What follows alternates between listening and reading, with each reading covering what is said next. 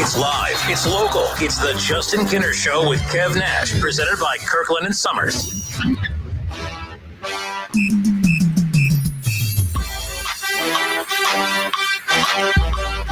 All right, everybody, we welcome you in live. It is the Justin Kinner Show with Kev Nash, presented by Kirkland Sommers here on a Monday. How are all of you? I hope you had a great weekend.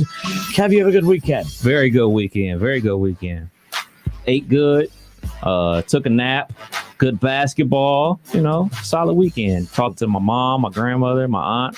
Little FaceTime for Easter and everything like that. Good weekend. Yeah, nap sounds really good right about now. I tell you that much. But again, welcome in. It's the Justin Kinner Show with Kev Nash, presented by Kirkland Sommers, the divorce and family law firm of the Miami Valley area with 5 attorneys to meet your need. I want to open up with this right off the bat. For one, I want to open up with Little Reds baseball. We're going to get into the college basketball side of things. That shot that was heard around the world, the buzzer beater that was heard around the world over the weekend. Jalen Suggs again banks in the 3 in their Final Four matchup against UCLA, which sets up the final or the national championship game later tonight, which we'll talk about in a moment.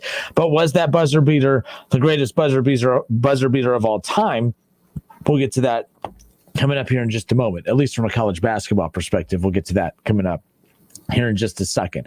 But a little Reds news for you. And again, we were kind of waiting to see how this was going to be handled. But the Cincinnati Reds, let's just be clear, they lose on opening day. It was 11-6. Reds fans were all ready to just put the season to rest and move on to the NFL draft. And I don't think we've ever not been focusing on the draft. But the Reds baseball seemed to be an afterthought. And I kept trying to plead with people just to be patient and to understand that just because the Reds did not make any drastic moves this past offseason, that it didn't mean that the Reds were not going to be a good baseball club. I still think that last year, the offensive struggles that I've talked about, that we've all talked about, really could be chalked up to a season that didn't start till late July, a season that was only 60 games long, a season that, there was nothing normal about the baseball season last year. Now, there are teams who were able to play well through it. So I'm being hypocritical because I've said in the past, if teams could figure out how to play through it, the teams that can't, then that's just a reflection on them. It doesn't mean that they get to make excuses.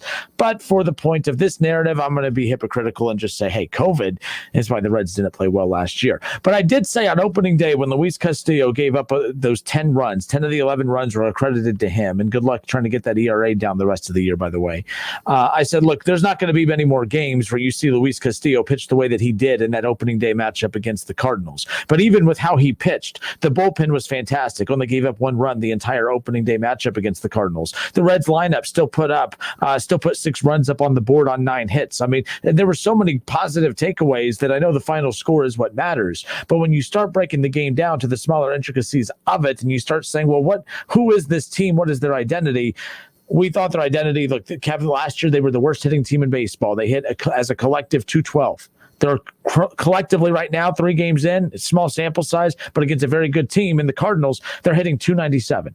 So clearly they're off to a much better start. Now, in typical Reds fashion, take 2 or 3 from the Cardinals, you can get swept by the Pirates. That's typical Reds fashion. Knock on wood that doesn't happen.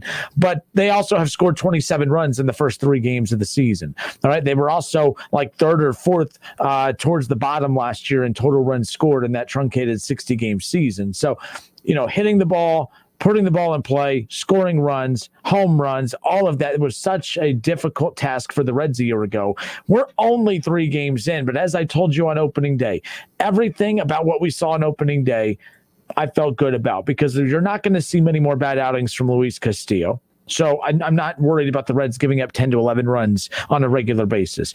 Also, what we saw from the Reds lineup on opening day was, well, you're going to get your contributions from the top of the order from your typical Jesse Winkers, your Luis Castillos, your Mike Moustakas, Votto now in the mix. Jonathan India has been one hell of an addition, having multiple hits in 2 of the first 3 games, hits in every game to start. I love Jonathan India. He's been one heck of an addition and a call-up to the main roster. So with that being said, That's what I expect moving forward. I don't expect the Reds to hit near 300 like what they did the first 3 games in, but I don't expect them to be the worst hitting team in baseball. They're going to score runs. They're going to hit the ball. They're going to hit home runs. They're going to get good quality pitching from the rotation, and they're doing it now with the banged up rotation, by the way, because we still don't know when Sonny Gray is going to get back. Michael Lorenzen's supposed to be making his, debut as a starter, even though he's technically been a starter in the past for the Reds. My point is that this team's only going to continue to get better, and I can't tell you how much I love the bullpen. I don't get to brag about being right often, Kev, but I called it on opening day saying, just relax, everybody. I was worried they were going to drop the series 2-1, but they ended up taking 2 or 3. If you're a Reds fan, you have to feel really good about what you saw over the weekend. Man, forget all that, man. Talk about the fight. Technically, there was no fight. What? No punches were thrown, no contact was made, and somehow the mofo Nick Castellanos is suspended for 2 games. Bogus. Here's the deal. I know it's hard to prove intent with a pitcher throwing at a guy. Oh, man, my bad. That the longest yard or whatever. I had popcorn. Shouldn't have had that popcorn before I threw. You can't prove intent, but it looked pretty intentional, especially considering how much of a bunch of wussies that the Cardinals are. They didn't like that Nick Castellanos, who blasted their ass the game before, did a bat flip afterwards, and heaven forbid, pitchers could strike you out, point up at the sky, punch their mitt, and scream to high heaven, and they could do everything they can to show up the hitter that they just struck out. But when the frickin' morons don't do their job and get a damn out, the guy that gets a hit has the nerve to show a little emotion. Now you got to throw a ball 90 miles per hour at them and nearly break their rib, and then you expect the guy that gets hit in the rib, knowing that he knew damn well that was intentional, you expect him to just say, oh, my bad, I didn't mean to get in the way of your fastball, man. I'll do a better job again. Screw you, buddy. But Major League Baseball said, screw you, buddy, to Nick Castellanos. I don't get it. I don't get what he's suspended for, Kev. He growled at the guy. He growled at him. I don't even know what else you could say. He put his man parts in his face. I don't know if that's what it is. I was like, that's a very weird angle. Some of the pictures of that, they were a little weird. But nonetheless, I'm like, what did he do? He didn't hit him. He instigated it. Yeah. So what? I don't think you can get suspended for taunting.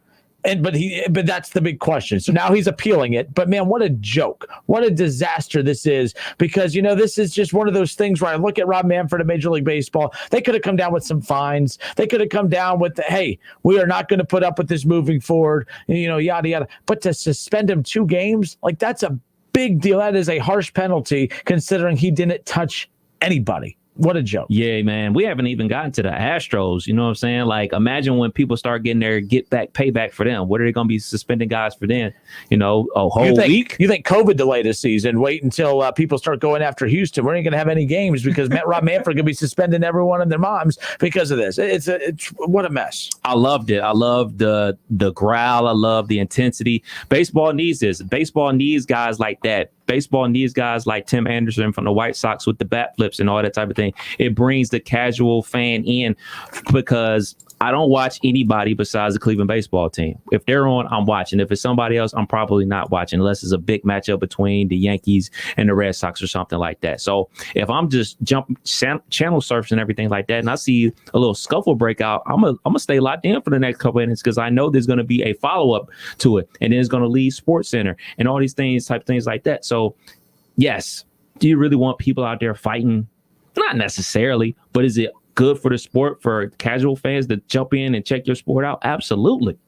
Yeah, and I'll never understand this. I've said this for years. And I always get told, I run into the same thing. Well, tradition, you don't show up the pitcher. Well, who says who? Oh, it's an unwritten rule. Well, there's a lot of unwritten rules that remain unwritten for a reason because they weren't good enough to write down. So if it's not good enough to write it down, then you could shove those unwritten rules up wherever the sun doesn't shine. Because I'm telling you right now, how baseball, who's trying and striving to find a way to connect with younger fans, if I'm a young fan tuning into something, I'm watching it where they're just kind of they're not smiling, they're not showing any emotion. I'm like, well, this crap is boring. I don't want to play this game. But when I see Nick Castellanos hit a blast of a home run and flip his bat and he's looking at his teammates and they're celebrating and having fun as a kid, I'm like, man, so if he gets a big hit like that, if he hits a home run, he gets to celebrate with his teammates. Man, I'm going to strive to do that. But now you're punishing guys for showing emotion whatsoever. I loved everything about it, especially this. Even in basketball, Kev, if you get a big dunk on somebody and you kind of taunt them and you step over them, yes, you're going to get a technical. Mm-hmm. Yes, the other team's going to get a couple free throws. but then you move on. Yes. There's no suspension. That's the equivalent to this. Castellanos didn't charge the mound and swing on him. He didn't like lower his shoulder and take out the pitcher at home plate in any kind of means that was not necessary. It was a bang bang play at home, and he stood up and he let him know, yeah, next time don't put me on base because this is going to happen again. But I am so shocked that it came out with a 2-game suspension. Now, here's what I think happens.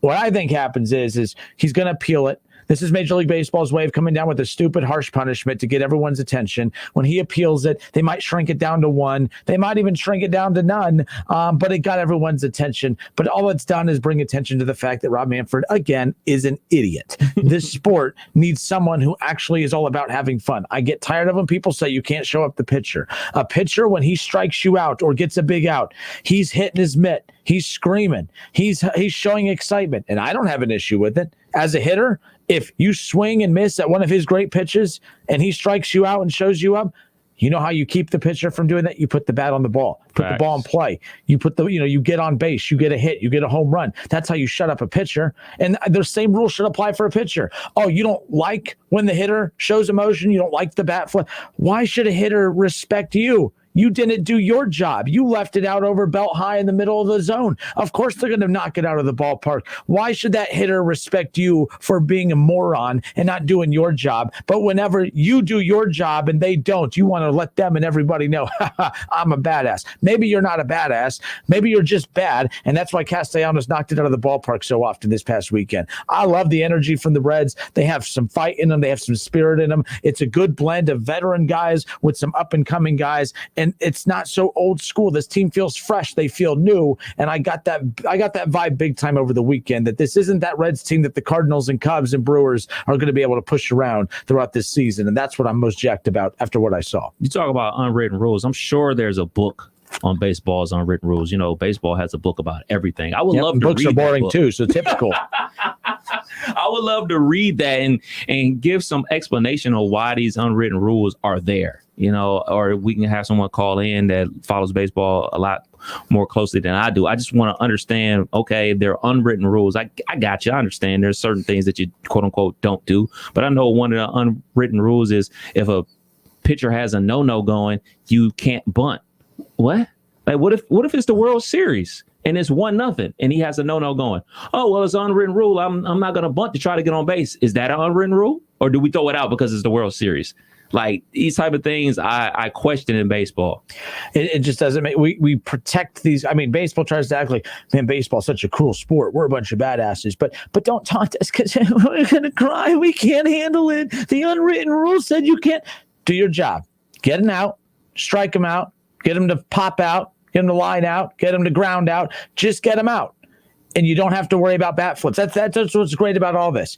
Everything is in your control. If you're a pitcher, you get to dictate what the opponent does. You get to dictate if there's a bat flip or not, because you can't do a bat flip if you can't put the bat on the ball, and it's up to the pitcher to be able to do that. And sometimes the hitting is just better, and that's what Castellanos was. Let's go to the Facebook feed. Again, it's the Justin Kinner Show with Kev Nash, live here on 1410 ESPN Radio, streaming live at wingam.com. And, of course, we are video streaming live on our Facebook page. Search the Justin Kinner Show. You can also catch it live on 1410 Wing AM's YouTube channel. Search 1410 Wing AM on YouTube. Subscribe to it. I asked you guys for help last week. I appreciate a lot of you guys jumped in on it, subscribed. My bosses are always on me. We need to get those YouTube subscribers up. I'm trying. So help me out, guys. Help me out. If you're a Bengals fan, I'll give you a Who Day. If you're a UD fan, I'll give you a Go Flyers. I'll give you whatever you want. Just make sure you go and subscribe. So let's go to the comment section and get what people are saying about what they think about the Nick Castellanos, suspension. Jake Whiting, Bengals fan and a big-time Reds fan, says Nick Castellanos got suspended on my birthday. Shake my head. First of all, shout out to Jake Whiting. Shout out to the birthday boy, and congratulations on the birthday present, Castellanos being suspended. By the way, he is appealing it. He will be in the lineup later tonight for Reds Pirates, the start to that 3-game series, so keep that in mind. Aries season. Unbelievable. But on to the next one. Scott Campbell says, I am amped for this season, especially after what Nick did on Saturday. The Cardinals are thin-skinned, no doubt about it. UD Fan 07 on YouTube. Again, you can comment in the chat section on YouTube as well. What got me about the whole thing is Castellanos did his thing, then walked away. And I'm with you. He sure, he showed him up. And like, if you want to toss him for that, I would still think that's weak. But if you toss him, you punish him for his actions within that game, and then you take the rest of that game away from him, and then you move on. To suspend him is ridiculous. He didn't touch anybody. He literally just showed the guy up. Who cares? And then you watch. Then he goes on, UD Fan 07 on YouTube says, Molina charges at him. Castellanos legitimately was surprised to see that Molina was behind him. That's what makes all of this so crazy. I don't get it. You cannot convince me that this suspension was warranted. You want to come down with the fine. You want to come down with, maybe the very first inning tonight, the umpire looks at the Reds bench and gives him a warning right off the bat. All over the top stuff. But the suspension is just out of this world stupid. It doesn't make any sense. It's the Justin Kinner Show with Kev Nash here on 1410 ESPN Radio. The Reds 2-1 after to start the season, 2-1 as we, of course, are one series in. The Reds lost 11-6 on opening day, and everyone was freaking out. I felt pretty good about the Reds' chances because I knew that the offense was going to be better. 27 runs in 3 days, though. That's pretty impressive as well. Can they keep that streak going tonight against the Pittsburgh Pirates? They better, because typical Reds, Kev, I'm telling you, one of the worst teams in baseball, the Pirates. Like, Trevor Bauer is making more money in this one season than the entire Pirates payroll. Okay, this is a bad team. The Pirates are. The Reds, you can't take 2 or 3 from the Cardinals and then drop 2 or 3 to the Pirates, or heaven forbid get swept. You're allowed a loss, but that's most important. You got to win these series. They won the first series against the Cardinals. Got to take care of business against a bad Pirates team, especially when you got a West Coast swing coming up around the corner. The Reds 3 with the Cardinals to open up. They have 3 with Pittsburgh. Game 1 tonight, 6:40 the first pitch, 6:10 the pregame. And then on Friday, Saturday, Sunday, they're at Arizona. Monday, Tuesday, Wednesday, a week from tonight, starting a series with San Francisco. That's always a tough West Coast swing. So the Reds, you have the Pirates. You just took 2 or 3 from the Cardinals. This is a very important series. It doesn't matter who they're playing. It's about the Reds continuing to build on what they just accomplished this past weekend. It's the Justin Kinner Show with Kev Nash, presented by Kirkland Sommers. We have our national championship game tonight in college basketball. The buzzer beater that was heard around the world. Kev, was that the best buzzer beater in college basketball history? We'll discuss that. I'm going to tell you why I don't think it is, and I don't even think that it was clutch. I think it was just an exciting moment. I'll tell you the difference between clutch and an exciting moment when we come back. More of the Justin Kinner Show with Kev Nash next. Listen, stream, watch. It's the Justin Kinner Show with Kev Nash, right here on Dayton's ESPN Radio, 1410 Wing AM. ESPN 1410 Wing AM weather. This afternoon will be partly cloudy, a high near 75. Tonight's going to be partly cloudy, a low near 50. And tomorrow's going to be mainly clear and sunny, a high near 80. I'm Pete Spivak for 1410 ESPN Radio. Weather brought to you by Cullet Seal Coating, protecting the asphalt surfaces around your home, office, or commercial property. Crack filling, asphalt sealing, and parking lot striping. Find us at culletsealcoating.com. We need the forklift over here. Indeed knows unexpected growth can stretch your business thin. Okay, those molds need to be adjusted. The shippers are coming at noon, so we got to get this done. Like at Dennis's plastic startup. To stay flexible, he needs to get started hiring right away. I need Indeed. Indeed you do. And the moment you sponsor a job on Indeed, you get a short list of quality candidates from our resume database. Visit Indeed.com/credit and get a $75 credit for your first sponsored job post. Terms and conditions apply. Are you looking for a quick and delicious home-style meal your entire family will love? At Lee's Famous Recipe Chicken, homestyle happens here with a 10-piece breast strip meal for only $19.99. Feed your family famously with 10 all-white meat breast strips cooked golden brown to perfection with 2 large sides and 5 fluffy biscuits. This homestyle family meal is what cravings are made of. Get a homestyle meal made easy with our 10-piece breast strip meal for only $19.99. Only at Lee's, famous for chicken.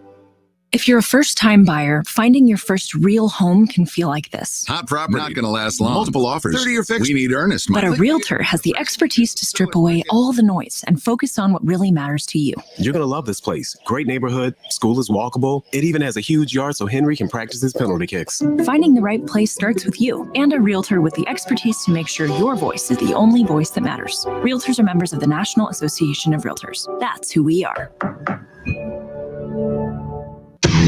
This is Renee. Happy to be here. She's in a few John Deere commercials this year, but she's not some influencer. She's more of a groundbreaker behind the wheel of a 1 Series tractor. With their iMatch Quick Hitch, backhoe, Quick Park Loader, and Auto Connect Mower Deck, turning her 4-acre lot into a little slice of heaven is as easy as... Renee runs with us on a John Deere 1 Series tractor because the most important job is the next one. That's all I got. Nothing runs like a Deere. Hear Renee's story at Deere.com. And let me get right back to you. Sandra, those banners go out tonight. Can you pack them? Indeed knows unexpected growth can stretch your business thin. On machine 4? Like at Monica's Print Shop. To fulfill orders on time, she needs to get started hiring right away. I need Indeed. Indeed you do. And the moment you sponsor a job on Indeed, you get a short list of quality candidates from our resume database. Visit Indeed.com/credit and get a $75 credit for your first sponsored job post. Terms and conditions apply. Hello, it's John Kozik, founder and president of TurboTrack Realty, and I buy houses as is, fast for cash. Call me today for an all-cash offer on any of your properties, and we can close within days at 614-362-2000, 362-2000. Do you own a property that's outdated and needs thousands of dollars in repairs? Great, I'll buy it. I'm a private real estate investor who can solve your real estate problems fast for cash. Do you want to sell and just be done with it? Okay, great. I buy vacant properties, boarded up houses, pre-foreclosures, and inherited properties. I also buy apartment buildings, rental portfolios, divorce homes. I even buy my tenant won't pay me the rent houses. I look forward to solving your real estate problems today. Give me a call for an all-cash offer at 614-362-2000, 614-362-2000. It's time for some straight talk. Sure, saving money feels good, but cutting your wireless bill in half, that feels really good. Like walk-off home run in the 9th inning kind of good. Okay, maybe not that good, but pretty darn good. With Straight Talk, you can get 25 gigs of high-speed data for $45 a month, up to 50% less than the other guys. Plus, no contract. All on America's best networks. Why pay a whole lot when you can pay half? Straight Talk Wireless. No contract, no compromise. Goodyear knows the importance of keeping momentum as you head down the stretch. Momentum starts with movement. It's pulled from the air like a contested rebound. Momentum builds with steals and fast breaks, and is proven by deep threes as the shot clock expires. Momentum is how we change the game, and now it's time to discover where it can take us. Goodyear, more driven. If I'm not commuting anymore, where do I really want to live? While you handle life's questions, Merrill Guided Investing helps you manage your portfolio and invest for your next move with the option to work with an advisor at a low cost and minimum. Merrill, a Bank of America company. Visit merrilledge.com/investing goals to get started today. Investing involves risk. Merrill Lynch, Pierce, Fenner & Smith Incorporated, both a registered broker-dealer and investment advisor, member SIPC. Investment products are not FDIC insured or not bank guaranteed and may lose value. It's all about the nose. It's your air filter, the first line of defense against bacteria and viruses. If too many germs get stuck in your nose, guess what? You get sick. That's why it's so important to keep your nose clean, just like washing your hands. Now there's a better way to keep your nose clean and help your body protect itself. It's called Navage Nasal Care. Navage uses powered suction to flush out allergens, mucus, bacteria, and viruses. At Navage.com, CVS, Walgreens, Bed Bath, Target, and Rite Aid. Navage, Navage. 30% of ID theft victims suffered multiple types of identity theft. Get LifeLock. Save up to 25% off your first year at LifeLock.com, promo code RISK. There are many ways to catch the Justin Kinner Show with Kev Nash on 1410 ESPN Radio, weekdays from 3 to 6 p.m. You can catch it live right here on 1410 Wing AM, or you can stream the show at wingam.com. But now we have another way that you can take in the show. You can now watch the Justin Kinner Show with Kev Nash live on ESPN Dayton's Facebook page. Listen, stream, watch. It's the Justin Kinner Show with Kev Nash, weekdays from 3 to 6 p.m. on 1410 ESPN Radio. On Twitter, make sure to give us a follow. Search 1410 Kinner for Justin Kinner on Twitter. That's 1410 KINNER and ESPN Dayton for the station Twitter handle.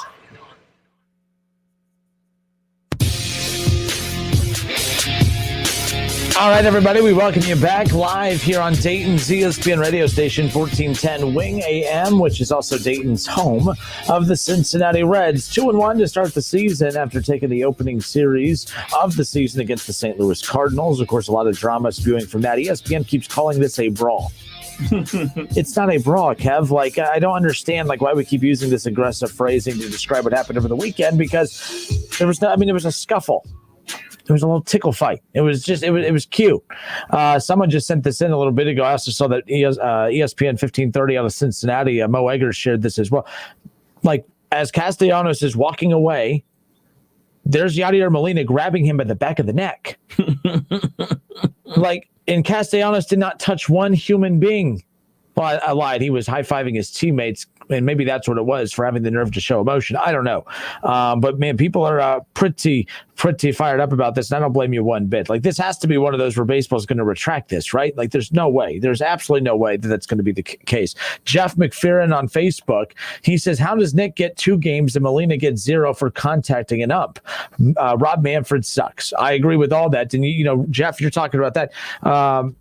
The picture I just saw floating around, you saw Yadier Molina reaching through. So the umpire's holding him back. There's a couple Reds and Cardinals players holding Yadier Molina back, but Molina makes his arm through and has Castellanos by the back of the neck. He wasn't choking him, but he was reaching for him and grabbed him. But that it doesn't matter. Wouldn't fly in the NBA or the NFL. You reach for someone's face, their neck. You touch anyone, it's a problem. But you reach for someone's neck and face. You do that to me or anyone, it's game's over at that point. You know what I mean? All the rules are the unwritten rules, written rules, tattooed rules. It doesn't matter. You don't do that. You know what I mean? It's just crazy to me that he came away with nothing. To me, no one should have came away with anything. That's basically my take here. I don't mind Molina doing what he did. He's showing passion and anger and excitement, just like what the Reds did. That's the problem I have with all of this, is there is no clear definition of what is allowed and what is not allowed. Baseball just continues to embarrass itself. That's the big problem I have when it comes to all this. All right, we'll get back into this baseball stuff here in a moment. Castellanos is in the Reds lineup here tonight. No Jesse Winker. He's out again for another game. He was taken out of the game a few days ago for not feeling well. Reports did come out today that it is not COVID related, but he is not feeling well, so he will not be in the lineup for tonight's game against the Pirates as well. On opening day, before the opening day matchup, Kev, I gave my prediction for the month of April, and that's what I have here too. My Reds projections, I have them going 85-77. This was done, this graphic for you watching live on Facebook, this was done on opening day before the Reds opening day game against the Cardinals. I've projected them going 85-77. I think they'll be about 47-43 at the All-Star break. But in the month of April, Kev, I have them going 14-11. I have them, again, I broke it down series by series. I have them beating the Cardinals and taking 2 of 3. I have them taking 2 of 3 from the Pirates. Basically, I have them taking 2 of 3 from every team up until they get to the Cards at the Cardinals later this month. And I do have the Cardinals taking 2 of those 3 from them. I have the Dodgers sweeping the Reds. And if the Reds can get one of those games, more power to them. But I do have the Reds finishing 14-11 in the month of April, which would be their first winning April since April of 2014. That's a long time. That's a long time. They don't win a lot of games in the month of April. They don't have a lot of winning Aprils. But the month of April is so damn important, because if you could take this fan base who is just striving for any kind of attention, any kind of excitement, if you can keep them, if you can keep us Reds fans in the palm of your hand until at least the end of April, I think you're going to start to see that momentum continuing to build and build. And I think that the Reds can do that. But Reds and Pirates tonight, we'll talk more about that coming up in a moment. But did you see the game of the decade? In my opinion, I have 2 different opinions on this that kind of counter one another. Mm-hmm. The shot was a great cherry on top of what a game, the UCLA Gonzaga game. What a game. The shot by Suggs was a cherry on top, a perfect way to cap off probably the best basketball game I've ever watched. I'll just be honest. I can't think of a better basketball game than that. There have been some good games in the NCAA tournament this year. You can make a top 10 list of classic games over the last 10 years, but in my lifetime, I have never watched a basketball game that was more entertaining than that Gonzaga UCLA game. The Duke Butler game from back in 2010 was very good, had a very similar type of opportunity at the ending, if that shot can go down for Gordon Hayward. But nonetheless, where I sit today, that was the best basketball game I've ever watched. I mean, it was shot for shot, tough shots. And it wasn't just bad defense. They were going shot for shot, but they would also go stop for stop. I mean, you were getting block shots, you were getting steals, but it was a clean basketball game. Like, even the turnovers, they were just your natural turnovers within the feel of a game. It wasn't sloppy play. It was great coaching, great athleticism on both sides. Two teams who were fighting to get to a national championship. It was unreal. And then to cap it all off, you get the big shot right there towards the end. It was Jalen Suggs again, just a step or two inside the half court line, heaves it up, banks it in. And my favorite part is afterwards, he said he remembers watching, Dwayne Wade on multiple occasions hit some game winners. And he goes, one day I can't wait to be like Dwayne Wade. If I hit a game winner, I'm going to go jump up on the scores table with my teammates gathered around me and the fans. Unfortunately, no fans. That's the game last night where I'm like, man, there's so many moments where I'm like, God, I wish there was some fans here. That was the biggest one I could think of where I'm like, man, no fans or not as many fans being in attendance ruined that moment. But it was going to take a lot more to ruin that moment. That was one hell of a basketball game and one hell of a shot. It took a Final Four game. It took us this long. It took us a month to get a buzzer beater. And, man, what a buzzer beater it was. Paid off. It was worth the wait. It was an outstanding game. As far as best game I've ever seen college-wise, I would go up there. I would put the Michigan-North Carolina championship game, the infamous Chris Webber timeout game. I would put that one up there.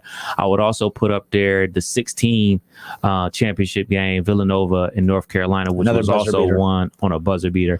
But the UCLA Gonzaga game for Saturday night, what made that game so good, like you said, they were even the whole game. There wasn't a team that was up and then another team comes storming back, everything like that. And you got to really give credit to UCLA because they weren't pushing the pace. Like, their whole game plan was to kind of like slow it down and be efficient. But they were so efficient, they were able to keep pace with Gonzaga, the number one team scoring wise in college basketball. And they were very deliberate about how they were going to execute their offense. They were running it through Johnny Uzane the whole game.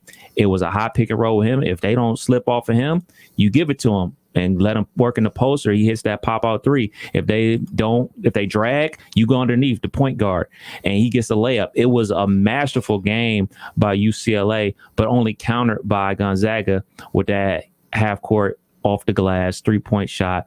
Outstanding. And the crazy thing about it was they were going back and forth. And when Johnny Uzane missed a runner and got his own rebound, put it right back up.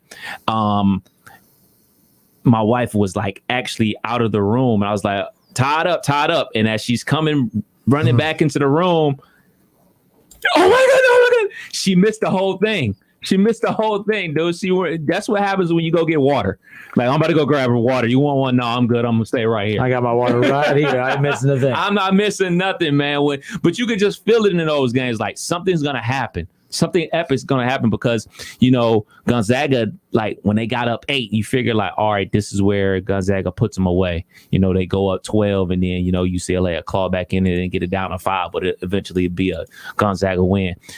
UCLA clawed all the way back and tied it up, and then only to lose like that. Heartbreaking fashion, man. I love the NCAA tournament for games like that. All right. So with that being said, I was, listening to a lot of sports talk throughout the day. And the one conversation that kept coming up is, everyone loves lists. Rank where that buzzer beater ranks. Actually, this really got my kind of wheels spinning a bit. Skip Bayless had everyone fired up. I mean, he talked about how that was not an impressive shot at the end. It was a lucky heave and everything like that. And of course, because everyone hates Skip Bayless, everyone attacked him for it. And of course, the way he worded it was pretty aggressive. So of course, it warranted the heat that he got. But I will take what he said and spin it to a way that's less aggressive. And maybe this is what he was intending to say. I have no idea. I can't get in the mind of that crazy dude to begin with. When you start talking about some of the best clutch shots in the history of college basketball, when you talk about, the NCAA tournament, and I'm going to shrink it down to these bigger moments like the Final Fours, national championships. And we've been fortunate in this past decade to see, even like, I'm not going to lie, the Gordon Hayward miss is is as good as some of the makes that we've seen this last decade. Like, I can't believe how much we hear about that Gordon Hayward miss because it was Butler, because it was against Duke, because the star that nearly made it and Gordon Hayward goes on to have such a great NBA career. Best player on the court. It was unbelievable, like how that game still gets brought up. But the talk of, how clutch was that moment? I don't find it clutch. I don't find what he did clutch. Hear me out. I heard Stephen A. Smith today talking about he thinks that shot was more clutch than Michael Jordan's shot back in, what is that, 82? Was 82. It the 82, the championship game against Georgetown?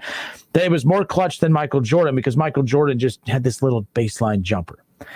Michael Jordan's baseline jumper was a fundamental shot that came within the offense in a time that there was no 3-point line. You had the dribble drive. They were playing a 1-3-1 in the final moments of that game. Michael Jordan stepped into the pocket. That was available. That's what you got. I mean, you're working the ball around against a 1-3-1. He kind of stepped into it, and it was a good fundamental shot. I mean, Michael Jordan, he didn't force it. He didn't have to hurry up. He had his feet set. He caught it. Beef. Balance, elbow, eyes, follow through, baby. He knocked down that shot. That to me was a clutch shot because it was a jump shot. It was an actual shot that came in the flow of the offense. Then there is what we saw with Chris Jenkins, the 2016 title game that you talked about, Villanova over North Carolina. Chris Jenkins also comes off the little hot potato pass that he got. He catches it 1-2. That's a clutch shot, Kev, because he had his feet set. He stepped into it. It came within the flow of the offense. It was a little bit free flowing for my liking. It wasn't like they drew up a play. You know what I mean? It was just a little weave action up top, but little hot potato, pop the ball up. He catches it 1-2 and shoot. That's a clutch shot.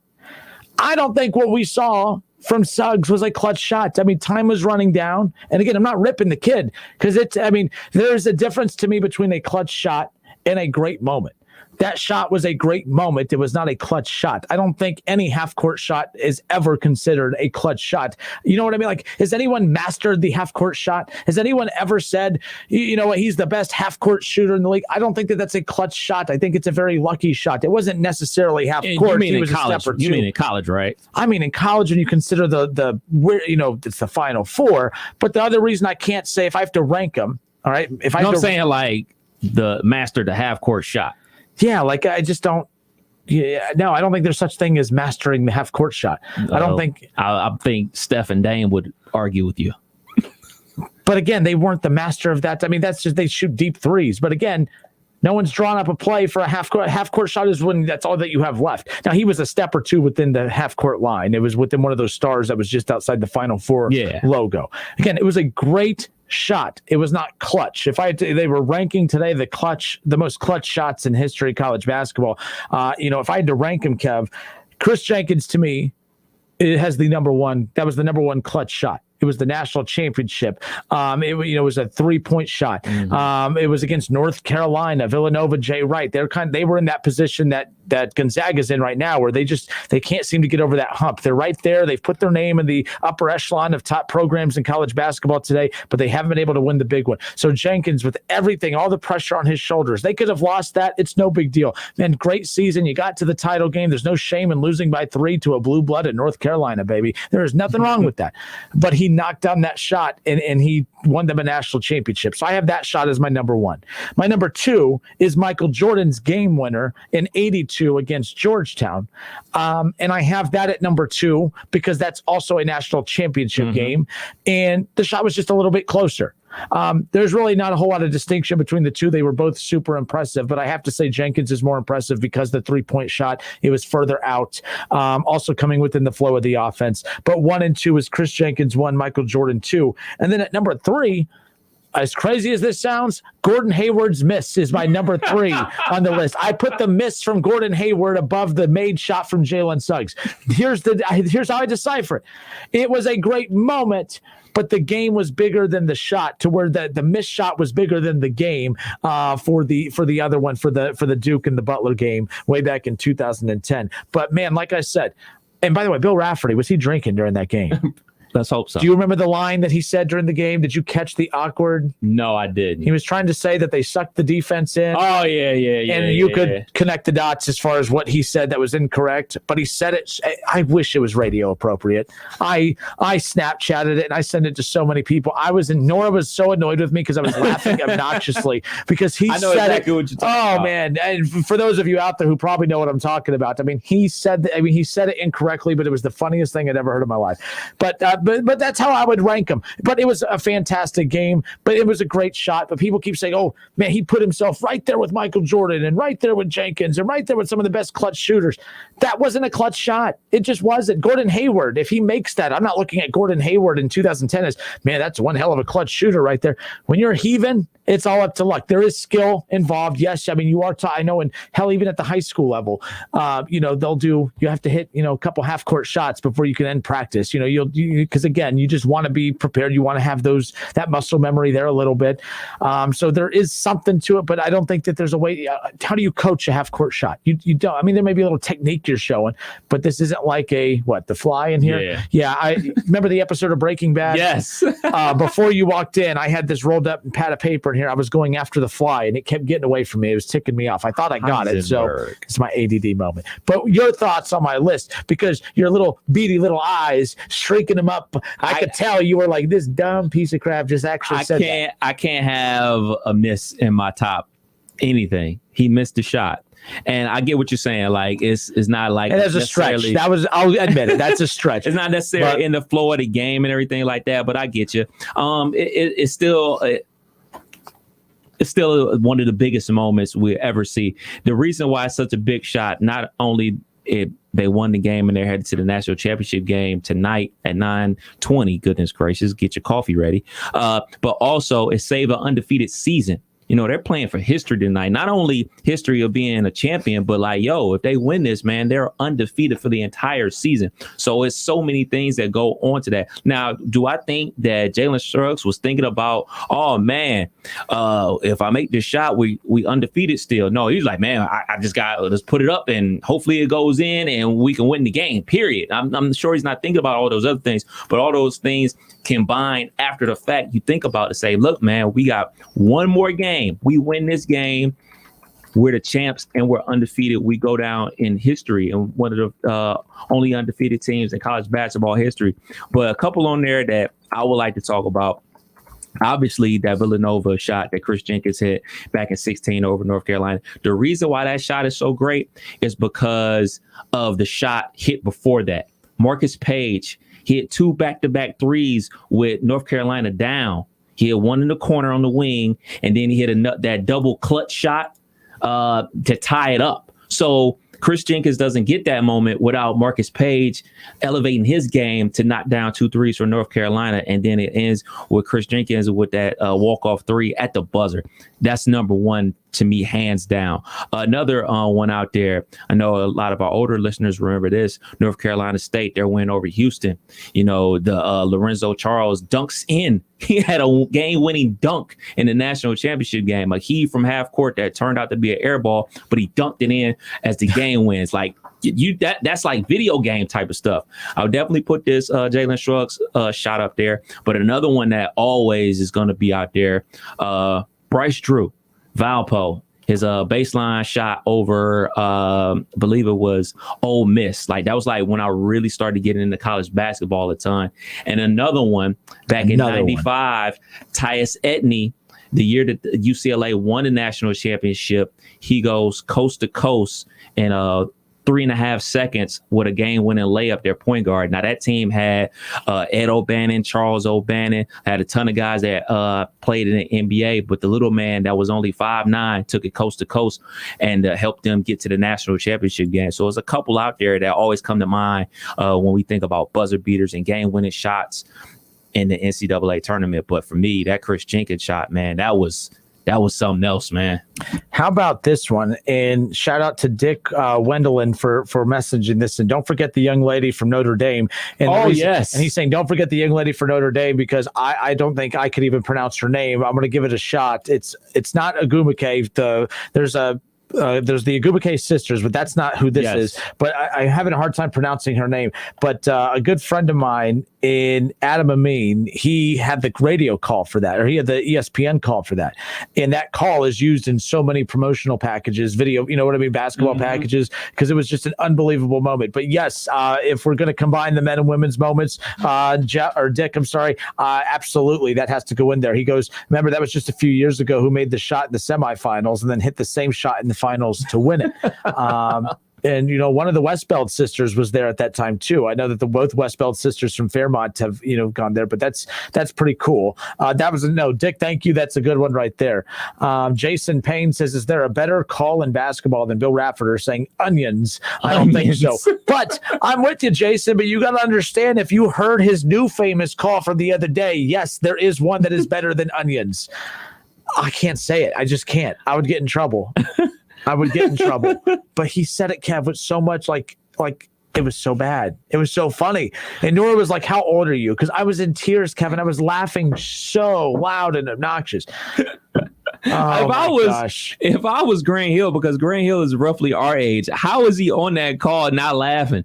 Because I heard it and I said, it's called a cough button and it mutes everything. Trust me, that dude was laughing. He had to have, or he just didn't catch it, which I don't get how you didn't catch it. Unbelievable. Jeff McFerrin says the most clutch shot in NCAA history, and I'm very surprised it took us this long to get to this, was the Christian Laettner shot versus Kentucky. Not only did he catch it at half court, but he was able to pivot and get the shot over two dudes. Should have been playing, should have been kicked out the game after stomping on dude's chest. No, that was a great shot. In fact, my new number one. No, it was a great shot, and you are right. But Christian Laettner, great. Probably the best college basketball player I've ever seen with my own eyes. He was like, I want to say he was like 12 for 12 that game. Like 12 for 12 from the field, 12 for 12 from the free throw line. It was like offensively the perfect game. And what a better way to end the game with a buzzer beater like that from a Duke Blue Devil. Ugh. Your bias is showing, Kev. And I just gave him his props. Let's be clear.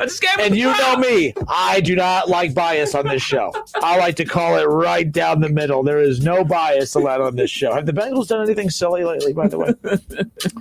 Yeah. But no, that's a very good one right there.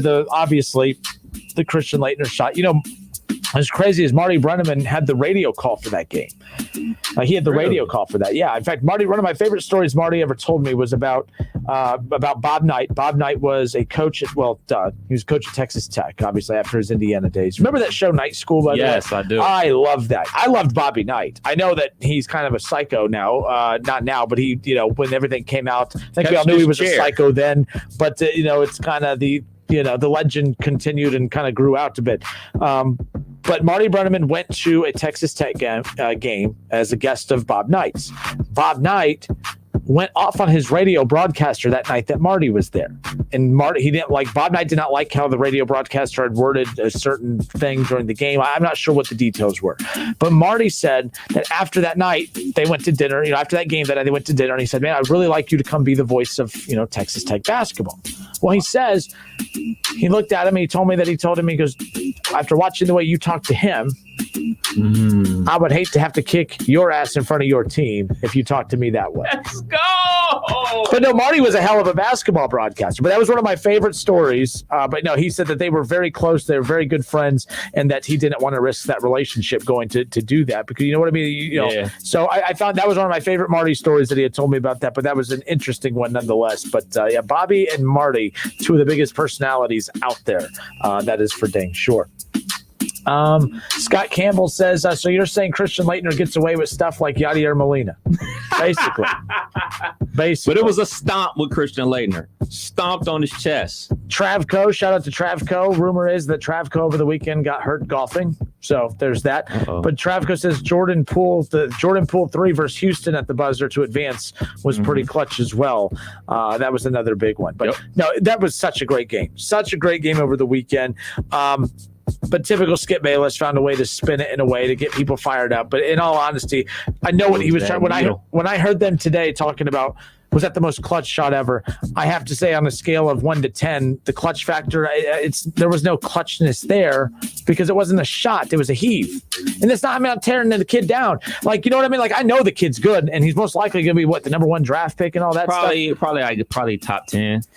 But today, that shot, that clutch shot right there is going to make him the number 1 draft pick. And I'm like, really? And that was not number 1. I mean, it was Seth Greenberg on Get Up today. No, he'll be top 10 for sure. I mean, he was top 10 prospect coming out of high school. He played high school basketball in Minnesota on the same team as Master P's 2 sons play basketball. He also was a big time recruit. We talked about this before. He was recruited to go to Georgia and Minnesota to play quarterback. He chose to go to Gonzaga to play basketball. 5-star prospect. So, it'll be Kay Cunningham, number 1. Some dudes we never heard of from across those seas that probably end up being better than Luka that we never even heard of. And then somewhere in the mix he'll go, and then we'll see what happens. All right. The Justin I like to see him on the Cavs. With Garland and Sexton and all that, we can go ahead and get rid of Garland. You over the Garland thing already? I'm done with him. Sexton, they got to find a way to pay him, though, because that's coming up. He might want out. Yeah. He should. But shoot, Suggs is a bigger guard. You can't have like 2 guards that are 6'1". Like, this ain't high school, man. All right, it's the Justin Kinner Show with Kev Nash, presented by Kirkland and Sommers, the divorce and family law firm of the Miami Valley area with 5 attorneys to meet your needs. North Carolina, we talked about it last week.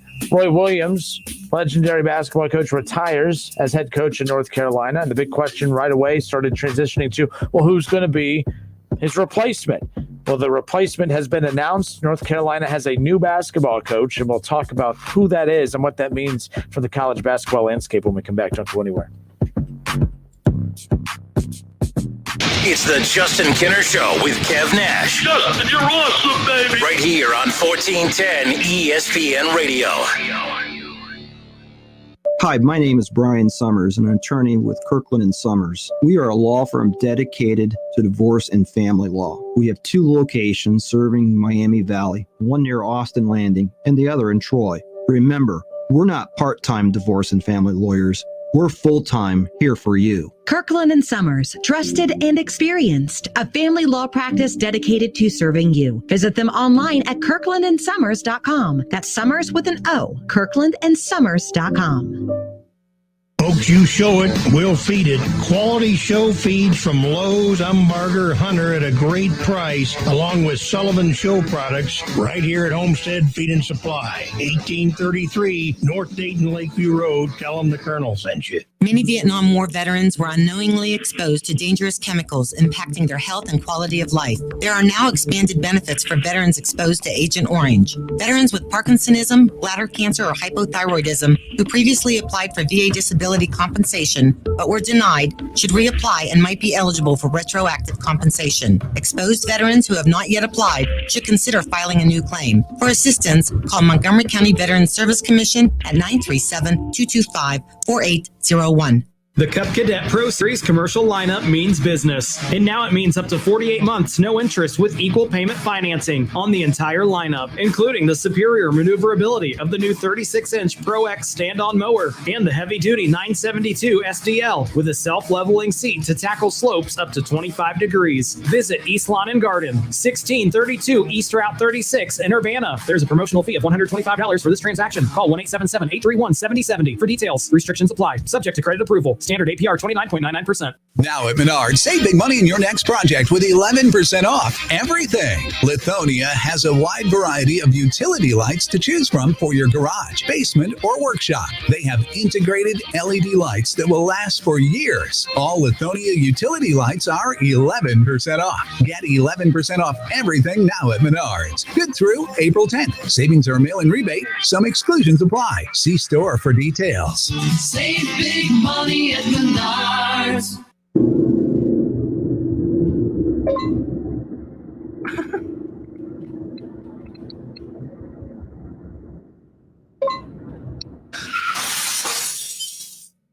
Police officers know it only takes a few seconds of someone texting and driving for things to go terribly wrong.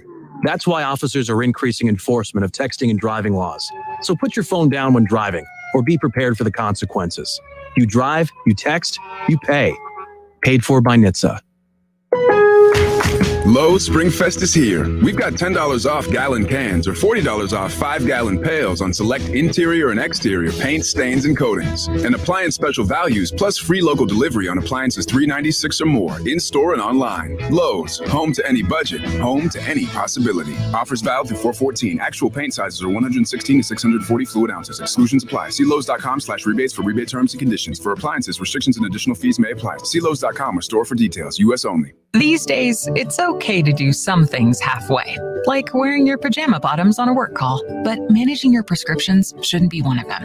That's why CVS has a proprietary search tool to find ways that may help lower your prescription costs, and will deliver them for free. No wonder CVS customers are better than most at staying on prescriptions, which tends to make you healthier. Come in or call today and get a free prescription savings review at CVS. Savings vary. Not all patients eligible for savings. Delivery restrictions apply. Visit CVS.com for details.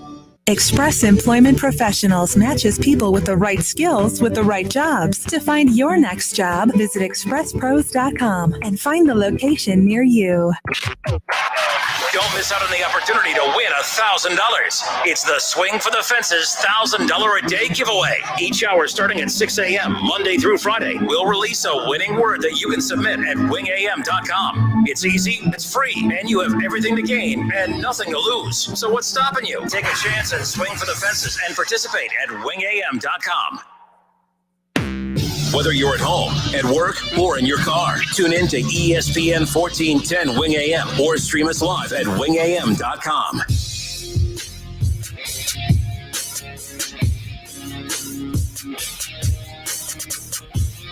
All right, we are back. It's the Justin Kinner Show with Kev Nash on 1410 ESPN Radio. As we wrap up hour number one big storyline that developed late last week. In fact, on Friday, or it was Thursday, it was on April Fool's, of course, on April 1st. I found it interesting because, that's on April 1st. That's not a day that you want to kind of release some big news. And, of course, it was broke that North Carolina and Roy Williams, at their time together, had come to an end. Roy Williams announced his retirement after a legendary coaching career at the college ranks. And then, of course, that led to the next conversation of who would be his replacement. His replacement has been announced as of earlier today. I will say before I get to the name that I thought was going to be it, Kev, like last week we talked about Jerry Stackhouse. We talked about some former players. The one name that I do think was maybe a good option, I really did think Bill Self was going to be that guy. Not at first. I was on the Jerry Stackhouse side at the very beginning, but then I was like, Bill Self makes a ton of sense for when North Carolina's gone the Kansas route before. Worked out pretty well. But Bill Self in North Carolina is one of those programs that when you have a coaching opening, it's rare to see a program like that gamble with giving it to a first-time head basketball coach. Not going to lie, I felt the same way about Ohio State and Ryan Day. With all due respect to Ryan Day, who is totally just been fantastic. I thought that it was a mistake going from Urban Meyer to Ryan Day. I thought that Ohio State needed to get a little bit more of a credible name in there. When I say credible, not that Ryan Day wasn't credible, but a little bit more experience. Known commodity. And I think, that's what you want when you have those bigger brands. But one thing we've seen over the years is that these programs have kind of sidestepped that a bit. I mean, Oklahoma went from Bob Stoops to Lincoln Riley. Right. Ohio State, obviously goes from, Urban Meyer to nonetheless Ryan Day. So with this, I find myself regurgitating a lot of the same things I said about the coaching search for Ohio State and Oklahoma, and what I'll probably say about Alabama when that time comes. But you're starting to see, a lot of younger head coaches get opportunities at these bigger programs, and they're knocking it out of the park. And the football side of things, Ryan Day, Lincoln Riley, clearly doing their thing. And then with North Carolina right here, they hire Hubert. They go out and they made that announced earlier today that Hubert Davis is going to replace Roy Williams as the Tar Heels' new head coach. Not the sexiest pick. I thought that Bill Self and Kansas right away, they give him that lifetime deal, lifetime offer, contract offer, what have you. Jerry Stackhouse is at Vanderbilt. I still think that would have been an interesting one, but Roy Williams played a humongous role in being able to name the next head coach, and he was all about Hubert Davis getting this opportunity. So there's that. Yeah, Hubert Davis, former player for North Carolina, played in the pros and everything like that. Hubert Davis has been on the coaching staff for the last 2 national championships for North Carolina. So I'm sure he has that connection, not only with the players, but obviously with the program. He played there, for goodness sakes. But, in today's basketball, especially in college basketball, I know you and I differ about the transfer portal. You know, you want to keep those relationships that you already have with the players. Like you bring in a guy that they never heard of or haven't coached or played under before. A lot of guys are going to bolt. And even more guys are bolting anyway. But I mean, that relationship already strong with the guys that were there. So, and they're going to bring something a little different. You know, when you come from a program and you've been on the coaching staff, you're going to still have some of the same core principles and run the offense a certain type of way, but you have your own spiel. You have that thought in the back of your head when you're like the second guy in command, like, well, when I get my chance, I'm going to run it like this. I'm going to tweak this. And coach could be doing these things and they can get more out of his players if he did this. So I expect Hubert Davis to have success at North Carolina. I mean, it is North Carolina. It recruits itself. You're going to get A1 talent there, and they're going to win games, man, like they always do. Yeah, I hope it works out. I do. I don't know if it will, but look, I said the same thing about Ryan Day, Lincoln Riley. I rolled my eyes at that hire, and those are football comparisons, but we'll see. Basketball just started a trend recently of just going to these former, not just names. People last week when I was naming former players who are now head coaches in college basketball, I left Anthony Grant's name off that list because people thought I was hating on Anthony Grant. No, I'm not talking about former players. I mean, hell, Davis is a former, player at North Carolina, but he's not a former Carolina great. You know what I mean? His jersey's not up in the Is it? I'm not sure if it is or is it. But I don't think he's a former. I mean, he's not any of the top names you think of when you think of North Carolina basketball. He's not rolling up. Penny Hardaway at Memphis, obvious. Juwan Howard at Michigan, obvious. You look at Woodson at Indiana. That's another obvious name right there. So the reason I didn't include, it's not just being a former player that makes you great at that job. I think the appeal of the name brand being like a Jerry Stackhouse or a bigger name, I think would have been interesting. But nonetheless, I think he'll do okay. I mean, I don't know. I'm not a North Carolina aficionado. I'm not going to sit here and pretend I care about North Carolina basketball, but I do know that college basketball took a hit. Roy Williams leaving. One of my favorite things about March Madness is, yes, you have the matchups, but the coaching matchups always, to me, were my favorite part of March Madness at times. I loved watching Tom Izzo run into a Roy Williams or Tom Izzo against Coach K, or just any of the, you would get your Rick Pitino against Roy Williams. You'd get those matchups in the NCAA tournament. I loved it. The Brad Stevens against Coach K. I love those coaching head-to-head matchups along with the brands of the teams. But college basketballs, they're kind of getting younger in the coaching basketball ranks a bit. We've seen that with football. It's starting to happen with basketball. Hour 1 in the books. Hour 2 coming up. Don't go anywhere. More of the Justin Kinner Show with Kev Nash, presented by Kirkland and Sommers, right here on 1410 ESPN Radio. Listen, stream, watch. It's the Justin Kinner Show with Kev Nash, right here on Dayton's ESPN Radio, 1410 Wing AM. Hi, this is Eddie Sorrell, Service Manager, Germain Honda of Beaver Creek. When you need service, we're here. Tuesday, Wednesday, and Thursdays from 6 to 8, and Saturdays from 7 to 5. We proudly offer a state-of-the-art facility with factory-trained technicians, clean waiting room, and service department. Loaner cars are available during service, and free alignment checks with any service. Be sure to stop in and ask for our $39.95 oil change special.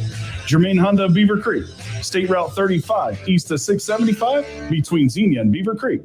Cordell Transportation is now hiring Class A CDL drivers. $5,000 sign-on bonus. That's right, $5,000 sign-on bonus. Home daily dedicated lanes, no-touch freight. Apply today at CordellTransportation.com. Cordell Transportation, driven to succeed. It's time for some straight talk. Sure, saving money feels good, but cutting your wireless bill in half, that feels really good.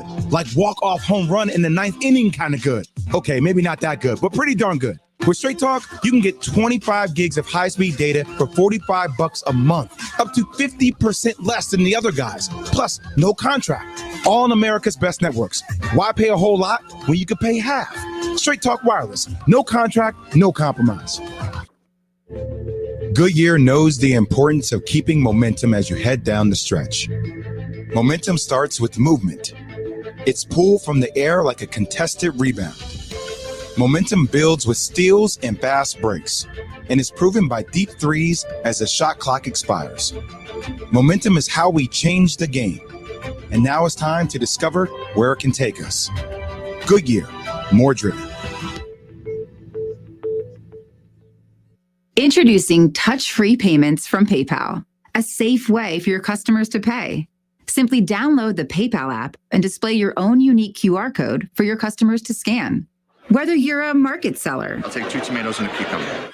poodle pamperer, piano tuner, or plumber. Signing up to accept touch-free payments for your business is easy. Touch-free QR code payments. Shop safe with PayPal.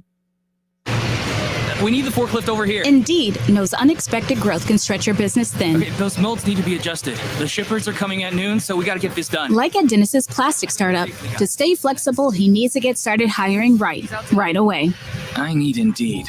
Indeed you do. And the moment you sponsor a job on Indeed, you get a short list of quality candidates from our resume database. Visit Indeed.com/credit and get a $75 credit for your first sponsored job post. Terms and conditions apply.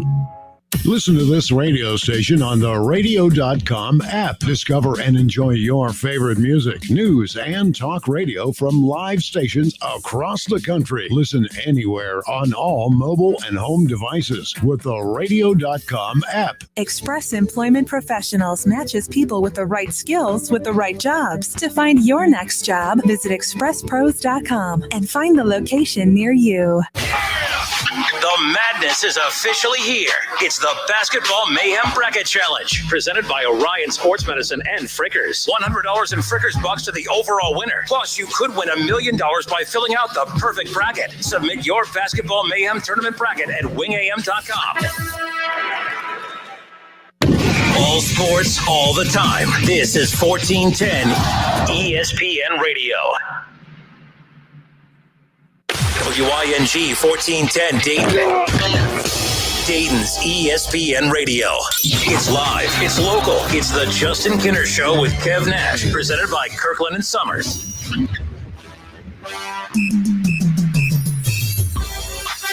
All right, hour number 2. It is the Justin Kinner Show with Kev Nash, presented by Kirkland Sommers, the divorce and family law firm of the Miami Valley area, with 5 attorneys to meet your needs. 457-9464. That's the number you can call in and jump in on the conversation. But as we talked about before the closeout to the first hour, big news out of ESPN, or big news released by ESPN in the college basketball world. Hubert Davis, longtime assistant to Roy Williams at North Carolina, will be the next head basketball coach for the Tar Heels. Roy Williams called it a career just last week, and of course right away the conversation shifted to who would replace him. And by the way, I will say this, Roy Williams, I love that he retired. I love that he retired and went out while in the NCAA tournament. Obviously, would have liked to see him go on a deeper run, but it didn't lead to the program declining over the years, although they haven't been peak, but they just a few years removed from playing in a national championship game and winning a national, well, losing. No, they won. They won in 17. They won in 17. Who did Villanova beat at the buzzer beater then? They beat North Carolina. That's and then the following 16, year, and then they won it in 17. They followed it up. They came back and got the championship the next year, yeah. But I like that, and I hope that Coach K, and by the way, Duke's program, I mean, they had a down year, but they have like the number 1 recruiting class next year. Like, I just like when these coaches kind of go out on top versus having a Urban Meyer debacle where you're forced out of the game, and or you know what I mean, you're unofficially pushed out of the position that you're in. So nonetheless, but that was the news. But just like, look, we made it through an entire hour without any NFL talk, but hit the NFL music. I tried, folks. I was like, okay, we're going to kind of breathe a little bit on the NFL stuff. There's only so many Bengals jokes I can come up with, but like any good comedian, the material, like any lucky comedian, the material just writes itself. We'll talk about why the Cincinnati Bengals were nitpicking Penei Sewell, by the way. The Bengals have standards for their offensive linemen. I don't know if you knew that, Kev, but I'll tell you. But that's not what I wanted to talk about. How about this? This just breaking out of the NFL. ESPN's Adam Schefter announces that there is a humongous trade involving the New York Jets and the Carolina Panthers. Jets are trading quarterback Sam Darnold to the Carolina Panthers for a 2021 6th-round pick and a 2nd and 4th-round pick in 2022 per sources. Sam Darnold has not been great, Kev, and I don't think that's all necessarily his fault. I mean, I think that all the reasons that critics of the Bengals were concerned about Joe Burrow going there it's for the exact same reasons that what we saw unfold in New York when it comes to Sam Darnold.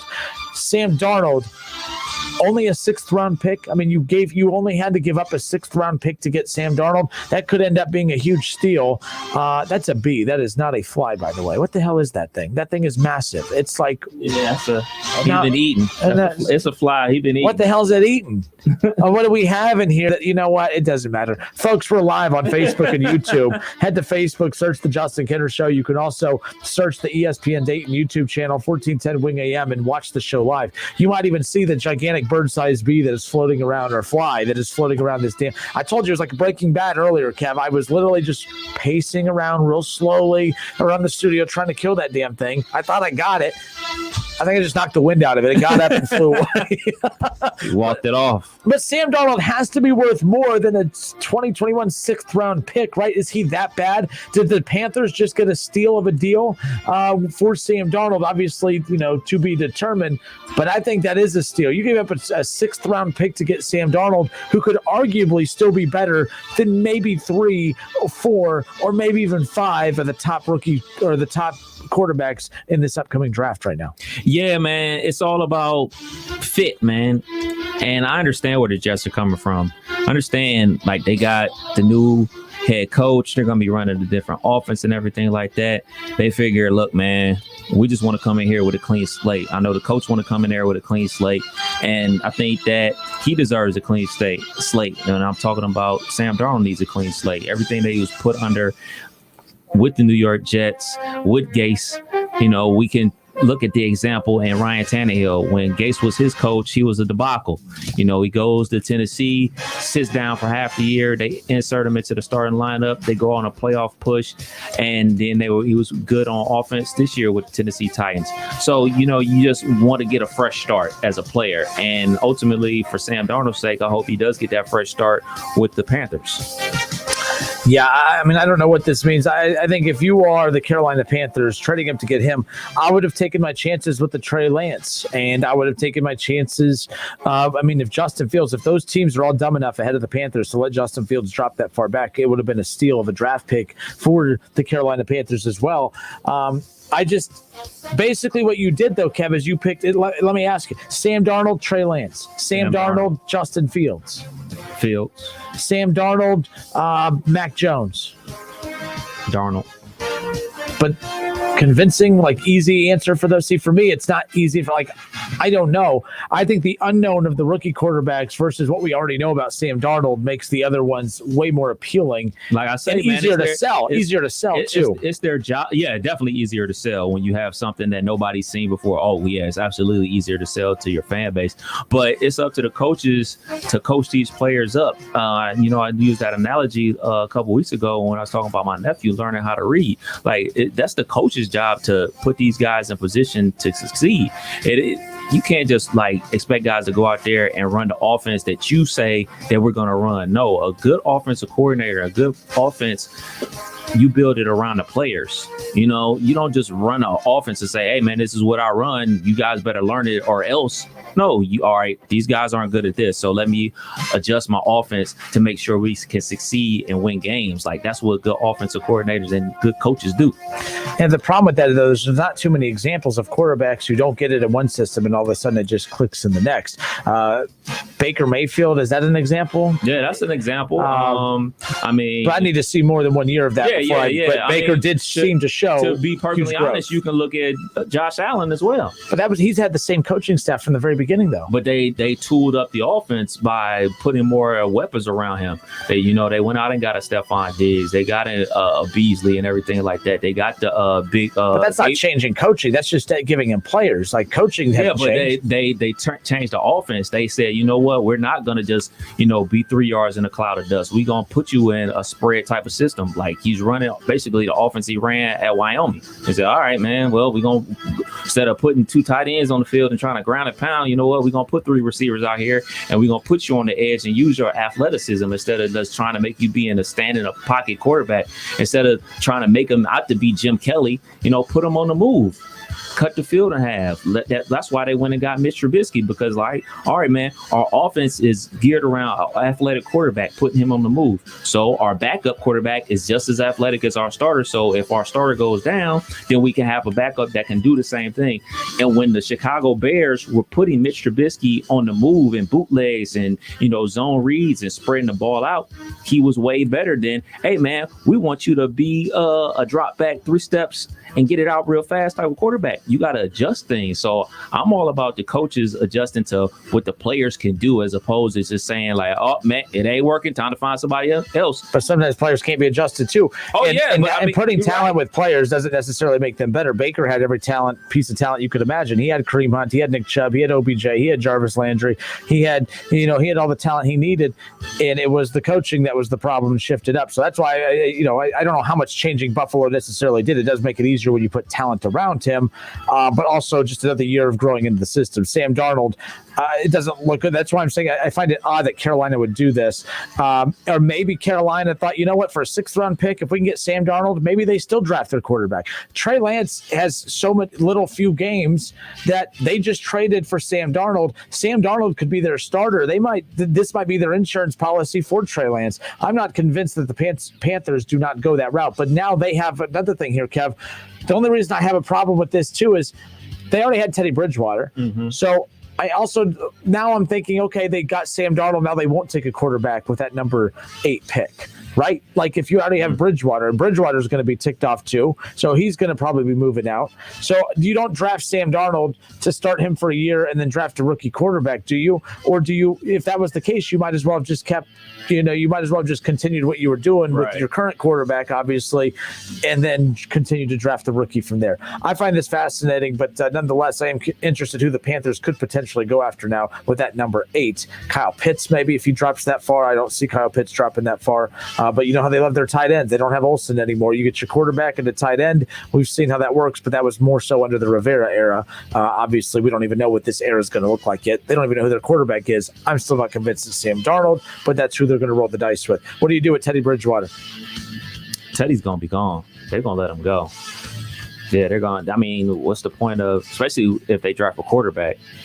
Like, he's not going to be just, normally a third quarterback is like a camp arm. The first 2 guys get most of the reps, mostly, and then the third guy is in there, to get other guys a break.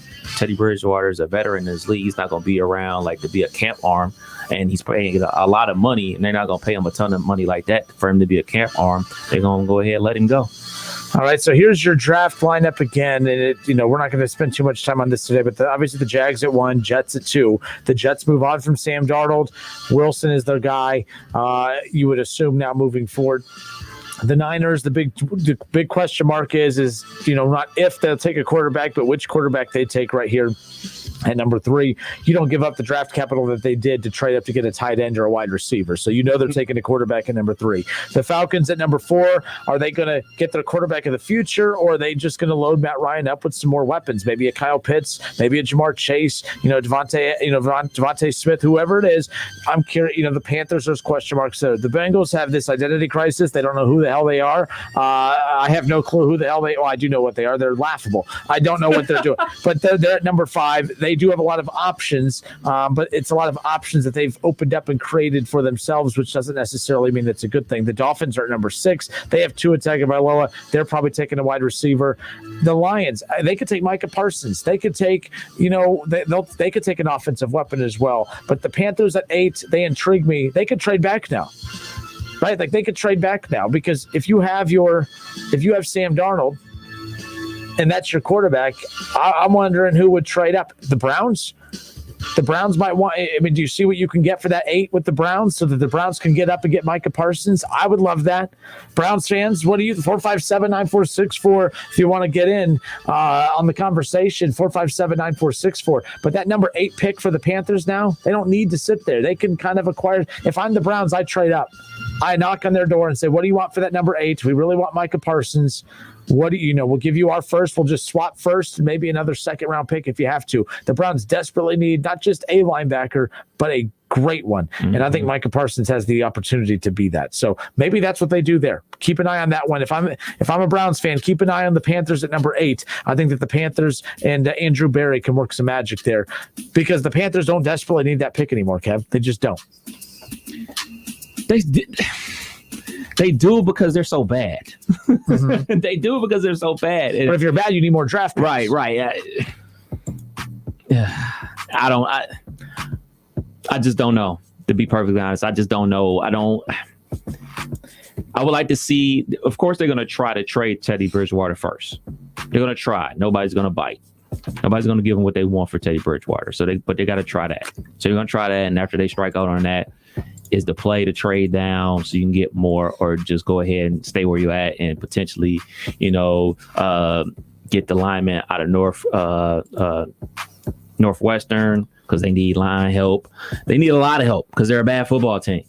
So trading down, you get more players, or do you want to stay where you're at and get an elite player where you are? So, I mean, if you're Sam Darnold, I don't know what their offensive line looks like. They could end up taking Penei Sewell for all the 7 teams in front of them that are too stupid to take the best offensive lineman in this draft. So they could end up with Penei Sewell if it's about protecting Sam Darnold, or if Pitts or Jamar Chase or Adam or Devontae Smith is there. You're going to have those 3 weapons. Now Sam Darnold's coming in where you're going to have McCaffrey. So Sam Darnold could have McCaffrey and Kyle Pitts, or it could have Jamar Chase and Jamar Chase and McCaffrey. I don't think they're that far off. I think that, I think if Sam Darnold can develop under that offense, right away, and you have McCaffrey and you get a Devontae Smith or whatever, or you get a Jamar Chase or Kyle Pitts, now all of a sudden you got something to cook with there, at least offensively. Doesn't mean you're winning your division or anything, but they're going to be super competitive. I don't know a ton about I'm not going to pretend to know a ton about the Panthers defensively. I don't even know who they have on the defensive side. The Panthers did just lose, one of their Buckeyes. They lost one of their Buckeyes. Literally just spaced. There was the receiver. No. Oh, Curtis Samuel. So Washington. They're going to need a weapon there to replace him. So it's going to be interesting, but I'm kind of intrigued right now by the Panthers to see where they go. We're going to step away for a few moments, 457-9464 if you want to jump in on the conversation. But Bengals fans, an interesting article came out late Friday after the show. Of course, I was bummed I couldn't jump in on this conversation. But, Penei Sewell, the jury's out on Penei Sewell, Kev. There's something about Penei Sewell that the Bengals front office is in. They have their doubts. Everyone and their mother knows that Penei Sewell is the number 1 offensive lineman in this draft class. But the Bengals are the smartest team in the room, and they see something that no one else does, and they have their doubts. And the Cincinnati Bengals will screw this up as usual. This article from Sports Illustrated, James Rapine, Penei Sewell, there's something about him that is an issue for the Bengals. We'll talk about that when we come back. He's too good.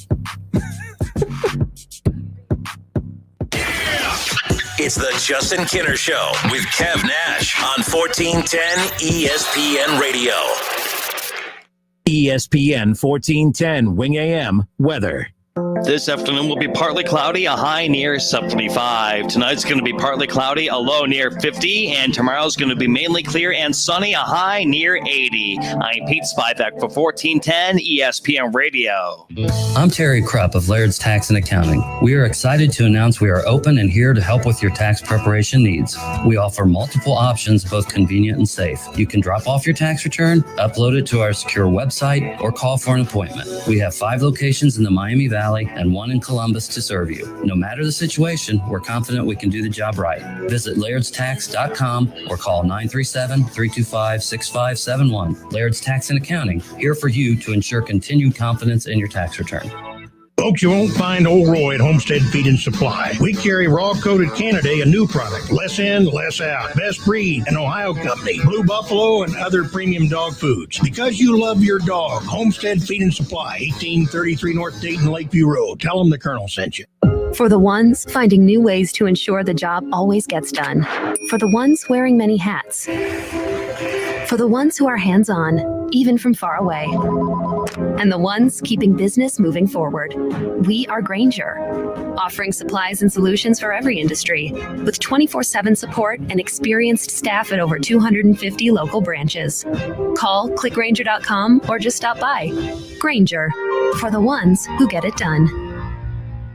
If you're a first-time buyer, finding your first real home can feel like this. Hot property. Not going to last long. Multiple offers. 30-year fixed. We need earnest But money. a realtor has the expertise to strip away all the noise and focus on what really matters to you. You're going to love this place. Great neighborhood. School is walkable. It even has a huge yard so Henry can practice his penalty kicks. Finding the right place starts with you and a realtor with the expertise to make sure your voice is the only voice that matters. Realtors are members of the National Association of Realtors. That's who we are. This is Renee. Happy to be here. She's in a few John Deere commercials this year, but she's not some influencer. She's more of a groundbreaker behind the wheel of a 1 Series tractor. With her iMatch Quick Hitch, backhoe, quick park loader, and auto connect mower deck, turning her 4-acre lot into a little slice of heaven is as easy as. Renee runs with us on a John Deere 1 Series tractor because the most important job is the next one. That's all I got. Nothing runs like a Deere. Hear Renee's story at Deere.com. The Swing for the Fences Cash Contest is a company-wide contest for your chance to win $1,000 daily. No purchase necessary to enter or win. You will receive an email confirming entry. One winner will be chosen for each day. Contest is open to U.S. residents 18 years or older. Contest is sponsored by participating Alpha Media, Aptivada, or their parent, subsidiary, and affiliated entities. Advertising agencies, promotional partners, and members of families or households are not eligible to enter or win. Odds of winning depend on number of entries received. Contest is subject to all applicable federal, state, and local laws and regulations. Void where prohibited. Participants must sign all contest release and waiver forms to be eligible to win the prize. The contest begins on Monday, March 22nd, 2021, and ends on Friday, April 16th, 2021. To participate in the contest, you must listen to the participating radio station at the specified times and enter the word that wins at wingam.com. Contest sponsors are not responsible for technical failures or malfunctions of any kind. For full contest rules, please visit wingam.com. Decisions of station management with respect to the contest are final. Hello, it's John Kozik, founder and president of TurboTrack Realty, and I buy houses as is, fast for cash. Call me today for an all-cash offer on any of your properties, and we can close within days at 614-362-2000, 362-2000. Do you own a property that's outdated and needs thousands of dollars in repairs? Great, I'll buy it. I'm a private real estate investor who can solve your real estate problems fast for cash. Do you want to sell and just be done with it? Okay, great. I buy vacant properties, boarded up houses, pre-foreclosures, and inherited properties. I also buy apartment buildings, rental portfolios, divorce homes. I even buy my tenant won't pay me the rent houses. I look forward to solving your real estate problems today. Give me a call for an all-cash offer at 614-362-2000, 614-362-2000.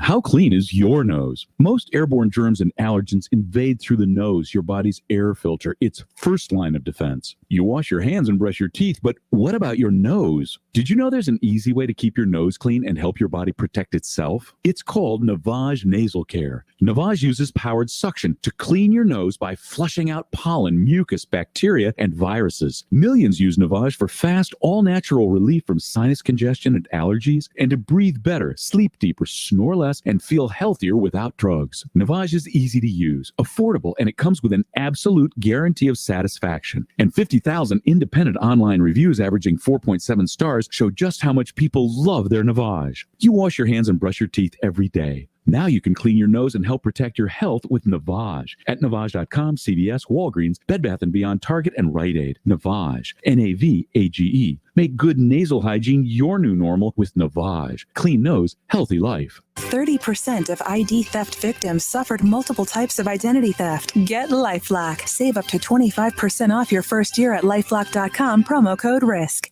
He's a former Buckeyes great and now a college football Hall of Famer. And don't forget about his 13 years of NFL experience playing for the Eagles, Dolphins, Jets, and the New England Patriots. He's Dayton's own Keith Byers. Hang out with him every Monday at noon on the Keith Byers Show, presented by Lee's Famous Recipe Chicken.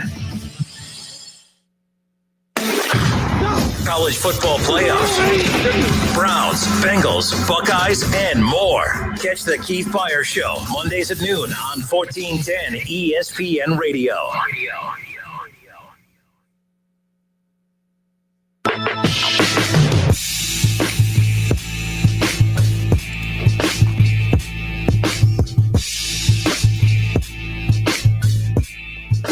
All right, we are back. Justin Kinner, Kev Nash with you here on 1410 ESPN Radio. The Justin Kinner Show with Kev Nash, presented by Kirkland and Sommers, the divorce and family law firm of the Miami Valley area, with 5 attorneys to meet your needs. How about the Reds right now, hitting about 292 on the season, Kev? They hit 212 a season ago, which was a league worst. They were the worst hitting team in baseball last year, despite making the playoffs for the first time since 2013. So if they were able to make the playoffs in the season where they were the worst hitting team in baseball, which is just mind-blowing to me. That shows you how good the pitching was.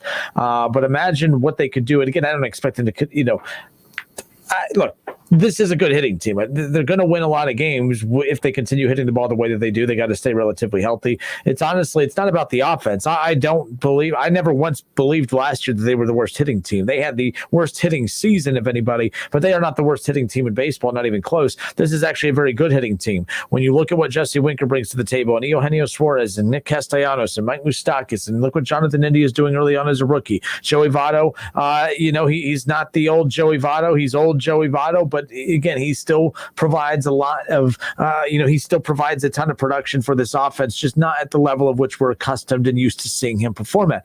I like what this team has to offer. We've yet to even see Shogo Akiyama kind of get situated and get comfortable yet. So I like this team to continue hitting the ball, continue to score runs. They've scored 27 runs in the first 3 games of the season. It's the third most runs in baseball, and one of the teams on top of them that has scored more runs than them, they've played 4 games. So the Reds are in good shape. I think they're going to be fine, and I can't think of a better time to have the worst team in baseball coming up next for 3 games with the Pirates. But as I joked earlier, Kev, my concern, 3 games with the Pirates, I could see the Reds, after taking 2 or 3 from one of the top teams in the Cardinals, dropping 2 or 3 to one of the worst teams in the Pirates. That's what I'm concerned about. It's early.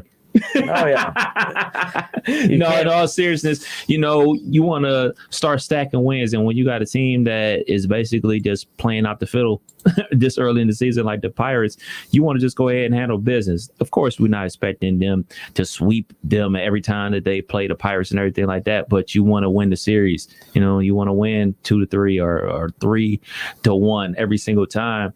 And when you rack up those wins against the lessers at the end of the season in September, you'll have more wins than not, and you'll be in the playoffs making a run for it.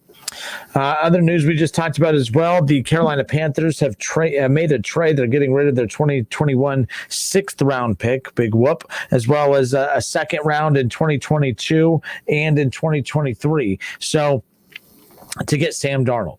And with that being said, Ian Rappaport, NFL Network's Ian Rappaport says that what now for Panthers quarterback Teddy Bridgewater on Twitter, expect Carolina to move him. Either that or look at options to adjust his contract. But we do know that with all the talk of the Panthers looking to move in the direction of acquiring a quarterback, Teddy Bridgewater has been vocal, not aggressively vocal, but just voicing his displeasure with he thought that this was an opportunity for him to come in and be the quarterback moving forward. But, I know that he wasn't on a great team, but you were the starter. You had an opportunity to make something big happen. You didn't. I don't know if it's necessarily all his fault. I think there's a little bit of a Cam Newton there, too, where 2 good quarterbacks, Cam Newton, I'll always take over Teddy Bridgewater, but both literally had no weapons. I mean, you technically have McCaffrey, but he was out pretty much the entire season with an injury. So we'll see. But nonetheless, he's just going to be a journeyman quarterback for a while. The only starts he's going to get are on teams who are in transition, looking for that next quarterback. Like Fitzpatrick was going through the same thing, where every time he thought that he was settling down and getting serious, the team would move on and get a quarterback. He was bummed that they, moved on from him. I feel bad for guys like this who are in the middle. They're just good enough to be starters, but they're never, you're the friends with benefits person right there. No one's looking to marry you. They're just looking to have a good time for a bit. That's who those guys are. They're the fringe middle guys. And that's kind of what Teddy Bridgewater and Fitzpatrick and guys like that are. They're always going to have jobs. Mm-hmm. I think I could see Teddy Bridgewater ending up with Pittsburgh next year. I think he'd be a good fit in Pittsburgh, not as the long-term solution, but as the guy that, if you look at Mike Tomlin, he could plug him in. He can make it work. I think he's away. I mean, I think you look at Dwayne Haskins. I don't know what to expect there, but I would feel good if I'm a Steelers fan. If Big Ben retires after this year, I wouldn't be surprised at all to see Teddy Bridgewater end up in Pittsburgh. Big body quarterback, can run, more versatile than Big Ben. Might even stretch out some plays more so in Mike Tomlin's offense. If you truly think about it. So who knows? Mike Tomlin's offense, but Mike Tomlin's team. So we'll see. Yeah, we'll see what happens with Teddy Two Gloves. I mean, as much as I'm a big Jameis fan and I'm anxious to see how he does with a whole off season, everything going on with the Saints and him battling out there for the starting spot versus Taysom Hill, you better believe the first game that Jameis throws 2 interceptions, or that game that Taysom Hill starts and they only score 10 points, people are going to be like, man, we really wish we had Teddy Bridgewater, because Teddy Bridgewater made himself a lot of money playing with the Saints that time where Drew Brees was hurt, and they ran at 5-0 when Drew Brees was out, and he was able to cash that in with the Carolina Panthers with a good deal. So he's got to be thinking to himself like, man, if I can work my way back to New Orleans, get back to a system I'm familiar with, get with a coach that, you know, brought out my best talents, that's got to be his thought process in his mind. Like, hey, man, let me be a free agent and I'll go back there for the league minimum and beat the interception machine out and the dude that probably should be playing wide receiver out. Like, I probably can beat them out and get a starting quarterback spot. If I'm Teddy Bridgewater, that's probably what's going through my mind. Yeah, and that's the thing you talked about. You know, you look at Jameis Winston. If they can't fix him, if he can't get it right in New Orleans, right, with that offensive line, with that run game, with the weapons, he just doesn't have a chance. Right. I mean, if he reminds me right now, like, we're going to be talking about Jameis the way we talked about Baker heading into last season, where I said, as a diehard Browns fan and me defending Baker every chance I get, we started the season, I said, there's no excuses for Baker. I will be very critical. I was critical of Baker. I wanted him traded at the halfway point of the year. This is why I know I'm not a homer when it comes to the Browns, because I said, hey, they need to move on. He's not getting it done. You can't. That's why I was so critical of Baker, because you were talking about, you know, well, he can win games. He can manage the offense. I'm like, you don't have all of those weapons to run a shrunken down, watered down offense of just trying to milk it out. Like when you have OBJ and you have Jarvis and you have those guys, you don't have all those weapons with Chubb and Kareem Hunt. You don't have all of those guys and Hooper. You don't have that offense just to, well, we'll manage this offense and we'll try to score about 21 a game and just try and hopefully edge out some opponents. When you have that type of firepower, you don't get the benefit of the doubt. You got to go win. That's why I was so critical of Baker. I'm going to be saying the same, because there was no excuse. They provided him every weapon that he needed, to where if the Browns offense failed, it was not going to be on Stefanski. It wasn't going to be on Andrew Berry. It wasn't going to be on the Haslams or anybody but Baker Mayfield. I don't know if it's fair to say that that's exactly the situation that Jameis Winston is in, but you have a good offensive line. You have Alvin Kamara. You have Michael Thomas. You have every weapon you could imagine. You have good tight ends. You have a good offensive scheme. And you have a good defense. There's no excuse. If Jameis Winston cannot succeed in New Orleans, I don't think he'll ever be starting like a legit franchise quarterback. This is his opportunity to prove that he could be that. Hopefully he can. You don't throw as many touchdowns as he did that season and move and throw for as many yards as he did by being a bum, but you can't throw those interceptions. So if he can't win with New Orleans this year, he's never going to be a quarterback at this level. It was a make or break year for Baker last year. The Baker Mayfield of 2021 is going to be Jameis Winston. Facts. I mean, and that's why if I'm Teddy Bridgewater, I'm just trying to get into camp. I'm just trying to get into the Saints camp to say, you know what? I want to put the pressure on him even more to say, like, hey, man, if you throw a bad pass, you throw an interception, I'm not going to do that, because Teddy Bridgewater is not only safe with the pass, safe with the ball, but he puts it in the pocket of the player so they can make plays after it. He may be a check down Charlie a little bit too much, but you know what? Coaches would rather have you check it down than turn it over. So if I'm Teddy Two Gloves, I'm like, hey, man, y'all got y'all new guy in Sam Darnold. Just go ahead and release me. And as soon as that happens, I'm dialing up Sean Payton like, hey, what's up? Let me show up in New Orleans and I'll let the cards fall where they may. Yeah, I mean, my thing too, I mean, Sam Darnold, could he be? You don't trade for a backup, though. I'm trying to figure out what the Panthers are doing here, because if you get Sam Darnold, he's not a first short thing. Like the Colts, it's amazing to me that the Colts are getting the free agents to get there. They're keeping locked in. I don't trust that quarterback. The fact that more wide receivers are more excited to go play for the Colts for a quarterback that you don't know what the hell you're going to get, like Carson Wentz versus a Lamar Jackson, that's alarming to me. That's a conversation for later when it comes to the Ravens, but that's besides the point. But like, you don't, like, the Colts don't know that. That's a huge gamble for them. That's a huge gamble. I mean, it might pay off and work out in their favor because they didn't give up a lot to get him. Right. But if he's a bust, that's going to be a lot of egg on all of their faces. But what else were they going to do? I think that they managed to get the best situation imaginable. I think it's the best situation for both of them. I think it's the best situation, obviously, for Wentz playing for a coach that he believes in and that believed in him when he was with Philadelphia. His best year was under Frank Reich, and Frank Reich obviously loves him. So he says, you know what, I can fix him. I can get him back to playing at the elite level as he did when I was his OC. So I think they have every confidence in the world in him and vice versa. So I think that's like part of the biggest issue that was in Philadelphia. Like, the organization lost confidence in him. He lost confidence in them. He started, allegedly doing things in the locker room, leaking stuff to the media and everything like that, not dressing for games when he was healthy and all this type of stuff. And he was totally checked out. Now he has a quote unquote clean slate with the Colts. I mean, right now it's AFC Championship. They got to make the AFC Championship in my book for it to be justified. Within the next 2 years, they got to make the AFC Championship. Colts.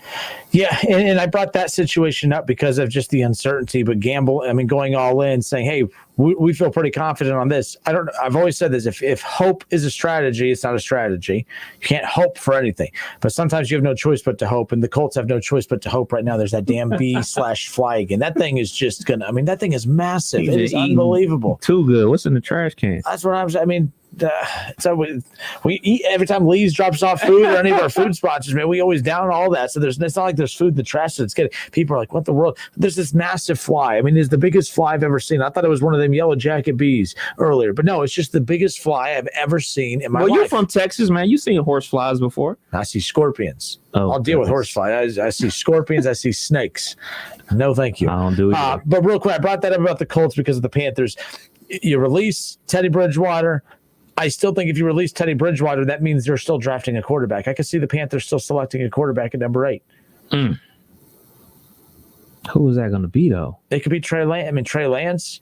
I mean, we're talking about. I mean, when you look at when you look at those slots right there. I mean, you look at Trey Lance, Mac Jones. One of those guys is dropping back. One of them guys is not getting past 8. I think all 5 quarterbacks are gone in the first 8 picks.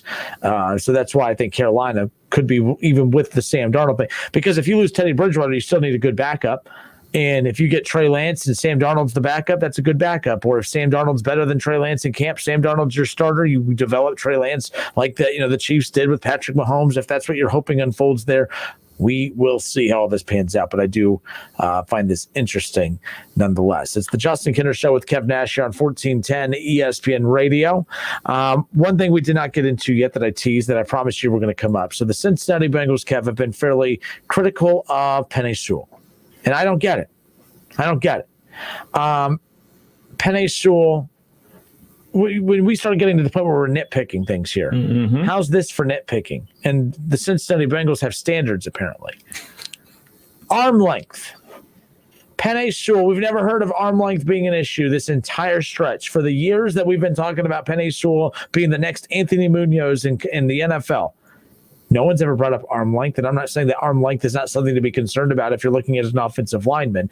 But at the same time, I do believe that this is a very tiny concern to have whenever you look at the whole body of work of how this kid's been able to dominate college football and be one of the best tackles and the best tackle in football. Kev, I just don't get it.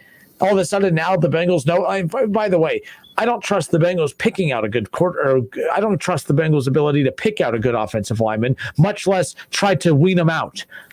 You know what I mean? Like, I guess I should say this. You know why I know Penei Sewell's good? Because the Bengals are nitpicking him. The Bengals say he's not that good. The Bengals said, that Zeitler wasn't good. They try to tell you that Whitworth wasn't good. They always, the age. Oh no, we know. We're smart. We know offensive linemen. Zeitler's got to go. We're not going to do that with Zeitler. Whitworth, he's just too old. He's not going to make how many Pro Bowls, playoff games, Super Bowl appearances has Whitworth had since leaving the Bengals? It was actually the best thing you could have done for him. The Bengals have been helping out offensive linemen for years now. It's just they've been helping them out by not selecting them to play for them. They just send them off to better opportunities. Kev, arm length, I know it can be an issue, but all of a sudden now, here we are a month before the draft, and now the arm length is being discussed. The arm length hasn't been talked about the whole time, but now the arm length, the Cincinnati Bengals, the offensive line whisperers are screaming arm length. It doesn't make any sense to me. Very weird timing for that type of stuff to come out. I know he just had his pro day and everything like that, but you look at the draft boards and you look at what everyone is saying out there, from the Mel Kipers to the Todd McShays and everything like that, is him or Rashawn Slater from Northwestern, the best two, not only best two tackle prospects, but the best two offensive line prospects on the board. So if I'm Cincinnati, look, man, I know how tempting it is to go grab you another weapon, another wide receiver, tight end, something cool for Joe Burrow to throw to. One of them dudes need to be on your team. One of them. I don't care which one it is. And I'm not even a Cincinnati Bengal fan, but one of them dudes got to be on your team. Make up your mind. If Sewell arms ain't long enough for you, fine. Draft Slater. Like, I'm just over it. Look, if you don't draft one of them dudes, you're playing yourself. As I've said, Jamar Chase, Kyle Pitts, it's the sexy, easy pick. But it's also like having a car in your driveway that doesn't run, but you go get it a nice paint job. Sure, it looks nice. It looks great. But it ain't going anywhere. And that's the Cincinnati Bengals. Sure, you might look good. Joe Burrow and Jamar Chase and Joe Mixon and Tyler Boyd. It's a nice paint job. It looks good on the outside, but it doesn't run and it's going nowhere. You need to get Penei Sewell or you need to get Slater. But I'm sorry, but let's be honest. It's tough to find legit offensive linemen. Mm-hmm. It's not that hard to find wide receivers come in the draft every year, Kev. Wide receivers hit the free agent market every year, Kev. Same thing, tight ends. You can go get a tight end. You can go get it's clearly a problem getting offensive linemen because it's not that they're not available in free agency. It's because the Bengals aren't willing to pay for them. So if you're not willing to pay for them, then it's clear. They were willing to pay Galladay, maybe not the $18 million a year. They were willing to pay him a good chunk of money, though. They've always paid Chad Johnson. They've always paid T.O. They've always paid, a lot of A.J. Green. They've never had problem paying skill players. I've never doubted that. They've always taken care of their guys. They've never taken care of their offensive line. So this is why it just makes sense. There's offensive linemen in free agency every year, just like there is every other position. But they've proven they're not willing to pay for that position. So you need to draft Sewell. You need to draft Slater. You could go, but Pitts is a great wide receiver, a tight end. Then go sign a tight end in free agency next year if it comes out. Trade for one. But Jamar Chase is a great wide receiver. There's going to be good wide receivers in free agency next year. Go sign a free agent wide receiver. You don't need to draft a position that your owner is willing to pay for. You need to draft the position that your owner is not willing to pay for. And you need to make sure that you don't draft the best of what's remaining in the third and fourth round. You need to draft the best of what's available in the first and second at the position you need most, and that's offensive line. I'm not hating. I'm not taking shots. I'm speaking common sense. And I think that's where the problem is with Bengals fans is they don't have any. So that's why they need to figure it out. Like I said, it's like putting a paint job on a car. It's like you could have a nice sports car in your driveway. You give it a nice paint job, and man, everyone drives by. They're taking a look. Man, look at that car. That's a nice car. Hey, you want to go for a spit? Doesn't work. You ain't going anywhere, but it looks nice. The Bengals proved to themselves last year that they can get quality wide receivers in the second round, a la T. Higgins. You can get Rashad Bateman in the second round, potentially. You could get Elijah Moore in the second round, potentially. You can get Rondell Moore. You can get more and more. How about that? You can get some dude we never even heard of from Backyard State in the fifth round and him be able to put up numbers. And the way the game is played today, it's not ground and pound, and you can't touch wide receivers until the playoffs. You can't play bump and run, physical coverage, and bang dudes across the middle and everything like that, like you could do in the early 2000s and everything like that. It's free reign out there. Dudes is running butt naked wide open.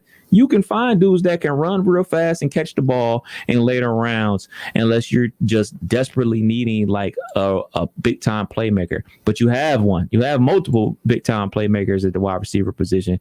I think it would be a stretch for them to go ahead and grab Jamar Chase or Kyle Pitts that early in the draft when your main need is offensive line. So Penei Sewell or Rashawn from Northwestern is the play for them. They can go ahead and grab a Bateman or a Moore or Tamarion Terry in the second or third round and be that third receiver for the Cincinnati Bengals. But it's the Bengals, so we'll see.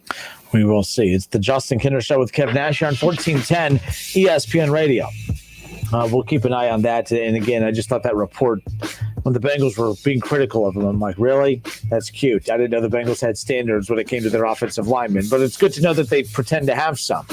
More Cincinnati news, this time on the side of the Reds. I think a lot of you Reds fans have followed this, but for those of you just getting off work or just tuning in, Reds right fielder Nick Castellanos gets a 2-game suspension after the brawl, and I put little quotations, right? I could look, that was not a brawl. That was Nick Castellanos, who took exception to being hit by a 90 plus mile per hour fastball in the ribs. Okay. You have a pitcher throwing something. That's what's crazy to me, is because baseball, we've become so numb to what baseball is. He's just, he hit him with the baseball. So what? Get hit with the baseball and understand that you were taking a round, hard object and throwing it at somebody 100 miles an hour. Kev, that's insane. That's attempted murder, right? Like, that's dramatic. But if me and you are arguing in the parking lot and I take something that's hard and round and I throw it at you in the side and the cops come, I can't say, yeah, yesterday he showed me up on the show, so I decided to throw a rock at his side 100 miles an hour. And you can't do. But in baseball, when you get your little pansy feelings hurt, you could take a hard round object and chuck it at someone's ribs 100 miles an hour, and it's just, that's just baseball. It goes back for decades. We love our baseball, them unwritten rules, which is a good thing because we can't read. Give me a damn break. Nick Castellanos doesn't touch anybody. He doesn't lay a finger on anybody. He had the nerve to go all Hulk Hogan, brother, at home plate over the pitcher, and somehow he got suspended for 2 games. He is appealing it, but Major League Baseball, what a joke. To prove how hard a baseball is, a girl on our softball team in high school, she took one to the face. On the Thursday before prom on Saturday. Whole left side of her face was swollen. She was taking pictures on this side for prom. Gotta get one of those little fans called. You cover your face. You got a veil. Yeah, man. Everybody felt so bad for her, but she was like, "Don't feel bad with me. I got a scholarship." In the face. While y'all paying to go to school, I got a scholarship. Ray Arp, he says, what up, fellas? What up, Ray? We appreciate you tuning in, hanging out with us. Hope all is well. Happy Monday. Dustin Taylor says, I am a Bengals fan, and I 100% agree that they need to chill on saying Bengals fans lack common sense. Maybe a certain few aren't thinking logically, but not all are. No, that's what we do. That's what we do. That's what Kev does. That's what Kev does. No, and Dustin, if there were more of you, but see, the problem is there's not as many of you, Dustin. I have confidence that you seem to be one of the few Bengals fans that have common sense. But for every Dustin Taylor, all right, there is 100 delusional Bengals fans that think that they need a paint job on a car that doesn't run. Like I said, you get a paint job on a car that doesn't run. It looks nice. You get a paint job on a car that doesn't run. That's great. It's going to look nice, but you ain't going anywhere. And that's the Cincinnati Bengals. We'll be back. More of the Justin Kinner Show with Kev Nash when we come back.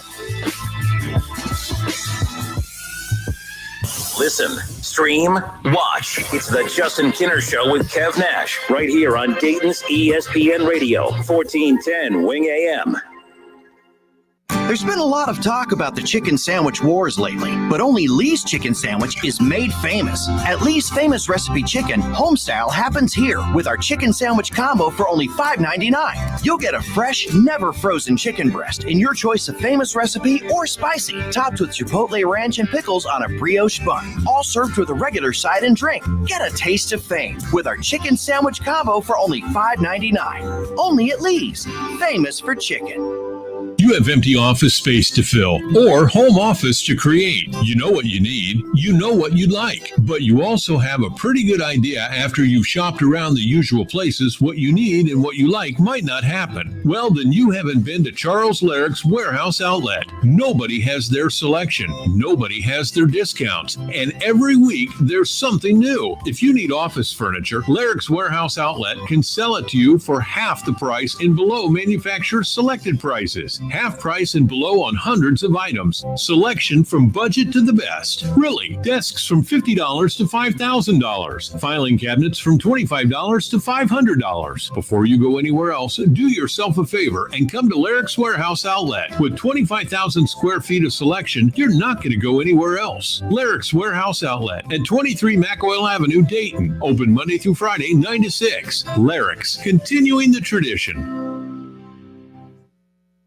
Cordell Transportation is now hiring Class A CDL drivers. $5,000 sign-on bonus. That's right, $5,000 sign-on bonus. Home daily dedicated lanes, no touch freight. Apply today at CordellTransportation.com. Cordell Transportation, driven to succeed. Receive a $5 rebate by trading up a non-contact thermometer toward an Exergen temporal scanner purchased at any retailer. Fever is a leading symptom of COVID, and using an accurate thermometer has never been more critical. In published studies, no-touch thermometers miss more fevers than they detect. While the new COVID vaccines are becoming more widely available, it is important to make sure you are protected. Monitor for fever with an accurate thermometer backed by more than 80 published peer-reviewed clinical studies. Details at Exergen.com, where accuracy matters. On March 11th, 2021, Alpha Media Licensee, LLC, debtor in possession, licensee of Wing AM 1410 Dayton, filed an application with the Federal Communications Commission for assignment of the license to Alpha Media Licensee, LLC.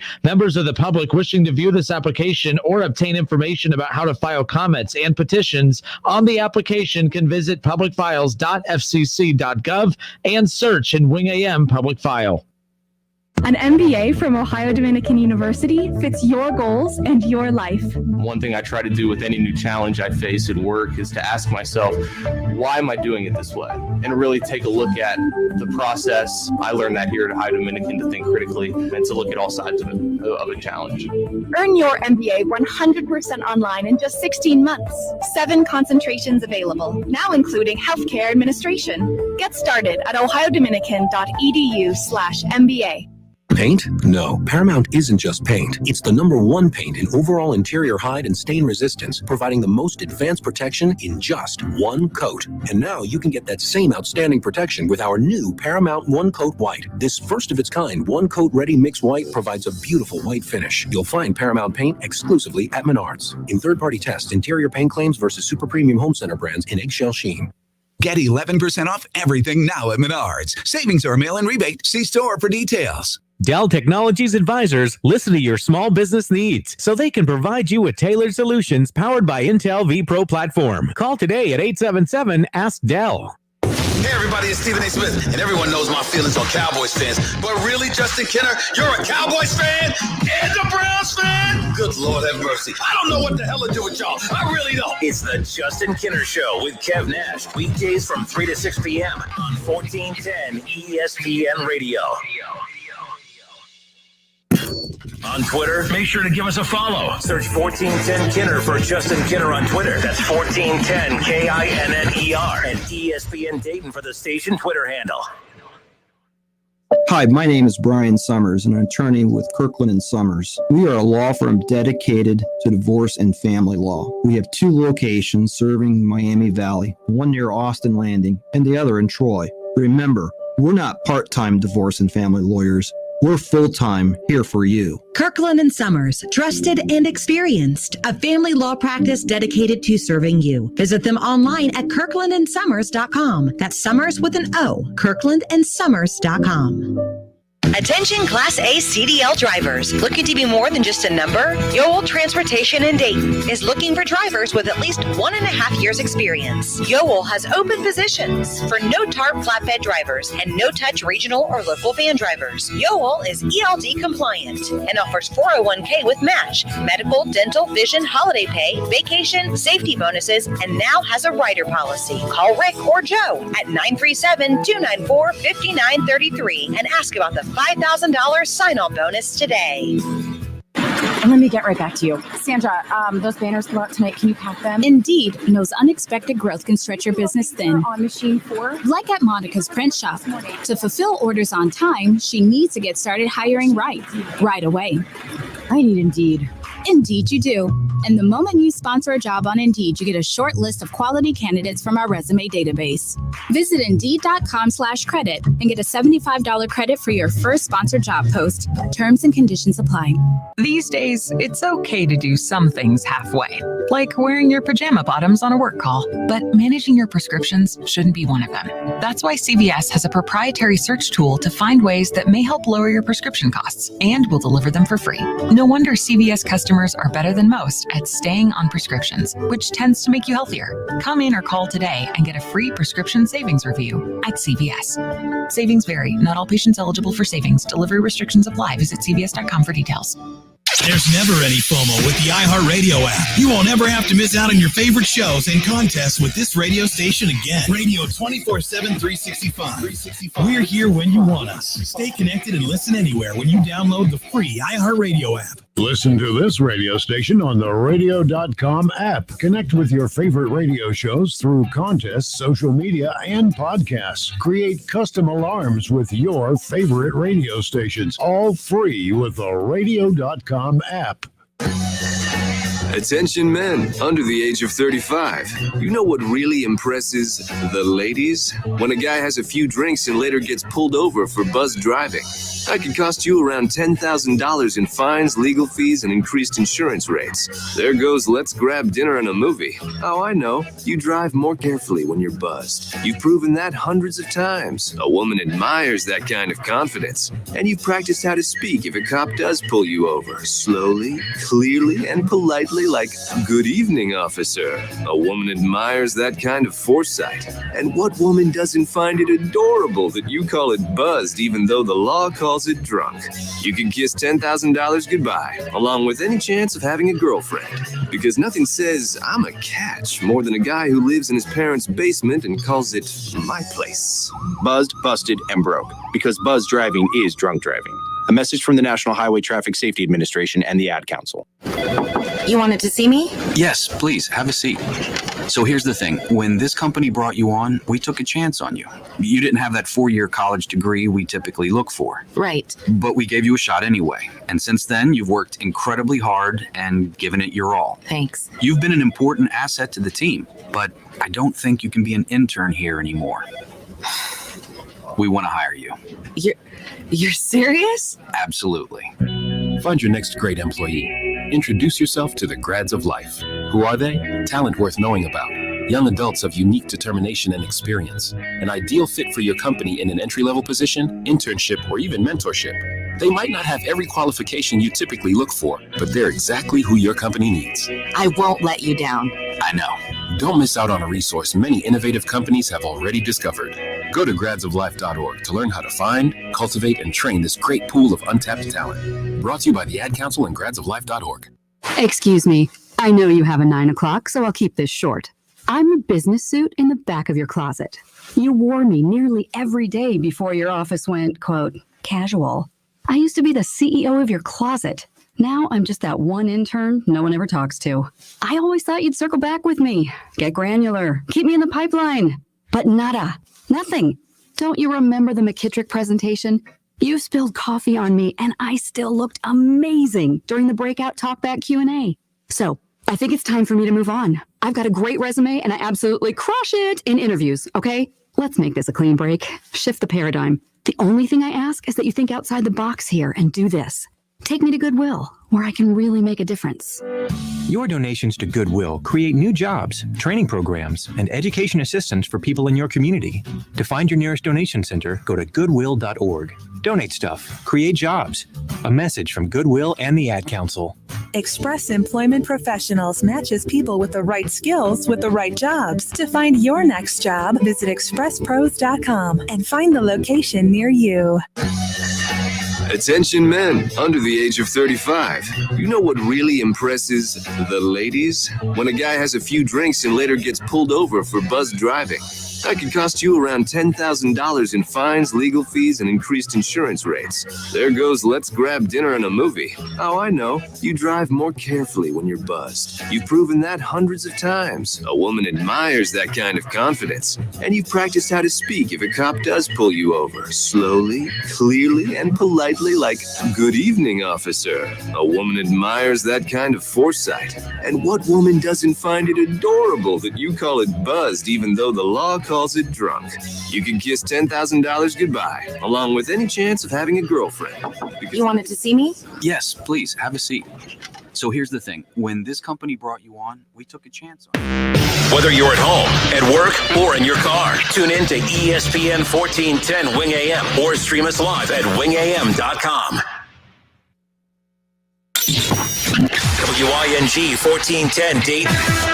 Dayton's ESPN Radio. It's live, it's local, it's the Justin Kinner Show with Kev Nash, presented by Kirkland Sommers.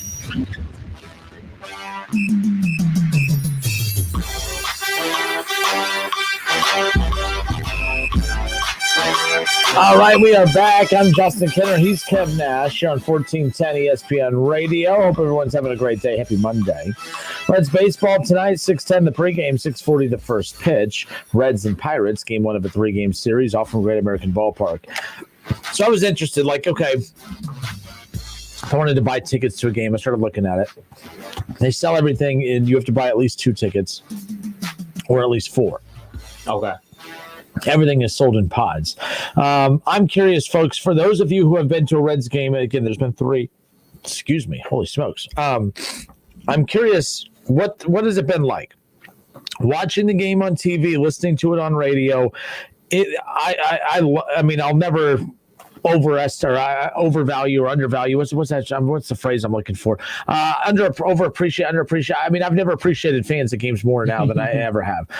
It's such a different experience now watching Reds games, and it's funny because there's only like 12,000 fans there. And I will say this, minus the joke, Reds don't sell out games. They don't sell out Great American Ballpark outside of opening day, maybe select bobblehead giveaway days throughout the year.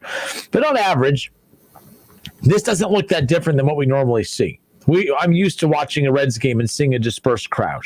But Reds, the game still sounds good on TV. It looks good on TV. I think what you saw yesterday with the fire and the passion from Nick Castellanos, I think that is the reason you're seeing such a fiery, not just Castellanos, but a bunch of players in general. It is such a rush playing in front of a crowd. Mm-hmm. When you get a hit and you actually get to hear the crowd react to it, that was something they went all year without last year. And I think that even with 12,000 fans, these players, I know this sounds crazy, they are adjusting to playing in front of fans again because they're getting that feeling, that up their arms and down their back, through their legs, that feeling of the excitement, the feeling of the momentum, the feeling of the fans taking over a ball game. I think that the players are feeding off this. I don't think it's a surprise at all that all of a sudden the Reds went from looking abysmal offensively a year ago to having so much passion, fire, and energy playing in front of their home fans at Great American Ballpark. I think you Reds fans listening that have been to the games, supporting the team right now, that's been one of the biggest difference makers is that. You know what I mean, Kevin? You go a whole year playing a season in front of 0 fans, and then you're back on the field, even 12,000 fans feels like a sellout because for the first time you are feeding off the energy and the excitement of the crowd. And I think that that's one reason you're seeing a little bit more pep in the step of this Reds team. Again, a year ago, worst hitting team in baseball, one of the bottom 4 in total runs scored right now. They're 3rd in the league in total runs scored at 27. They're hitting 291 collectively. I said 297 earlier. That was incorrect. 291. I'm sorry. I wrote that down wrong. But either way, they hit 212 last year. Mm-hmm. They were a league worst 212 collectively as a team last year as far as hitting percentage is concerned. And here they are, one of the top teams 3 games in, which means nothing. I don't care about 3 games in. But the one thing I do care about is you could be 3-0 and have won games 3-2, 2-1, 1-0. I wouldn't feel good about that. I do feel good about the fact that the Reds had laid it on really good pitching. The Cardinals don't have the best pitching in the league, but they don't even come close to having the worst. So the fact that the Reds are producing against good quality teams, Kev, a quality team in the Cardinals, a team that they usually are intimidated by, that they back down to. It's the Cardinals league. It's the Cubs league. It's not the Reds. And then on the off night that the Cardinals and the Cubs take an off night, the Brewers take over. This is not the Reds division. But with the attitude of Nick Castellanos and the fire and the energy and the passion, it very well could be. This could be the year that the Reds take this division, because I'm not sold on the Cubs. They got worse. They are worse than they were a year ago, and they weren't the best a year ago. Mm-hmm. They weren't very good a year ago. They were okay, but they weren't great. The Cardinals weren't very good a year ago. They weren't bad. They weren't good. They were just okay. They got better. They had Arenado, but I still think that they're, in baseball, as you can see, adding a player doesn't mean a whole hell of a lot. You need multiple position players. You need multiple impact players. Arenado is that when you add in the fact that they got Goldschmidt a few years ago. But overall, I don't think that the Cardinals are overwhelmingly better than the Reds. I think from what we've seen, I'm not saying that because of these 3 games, I think that the Reds can win the division. I'm telling you, everything I said about the Reds coming into this season kind of unfolded in that Cardinals series. That's what I feel good about after one weekend of play.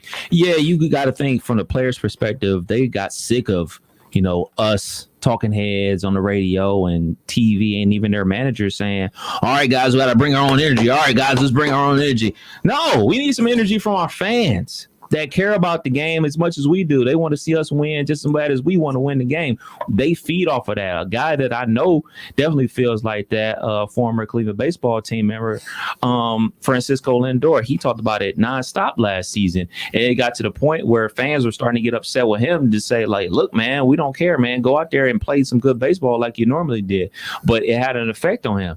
So I'm sure Francisco Lindor isn't the only player that had the lack of fans being in the crowd affect their performance from last year. So I know the fans, especially down there at Texas, they have a full stadium today, by the way.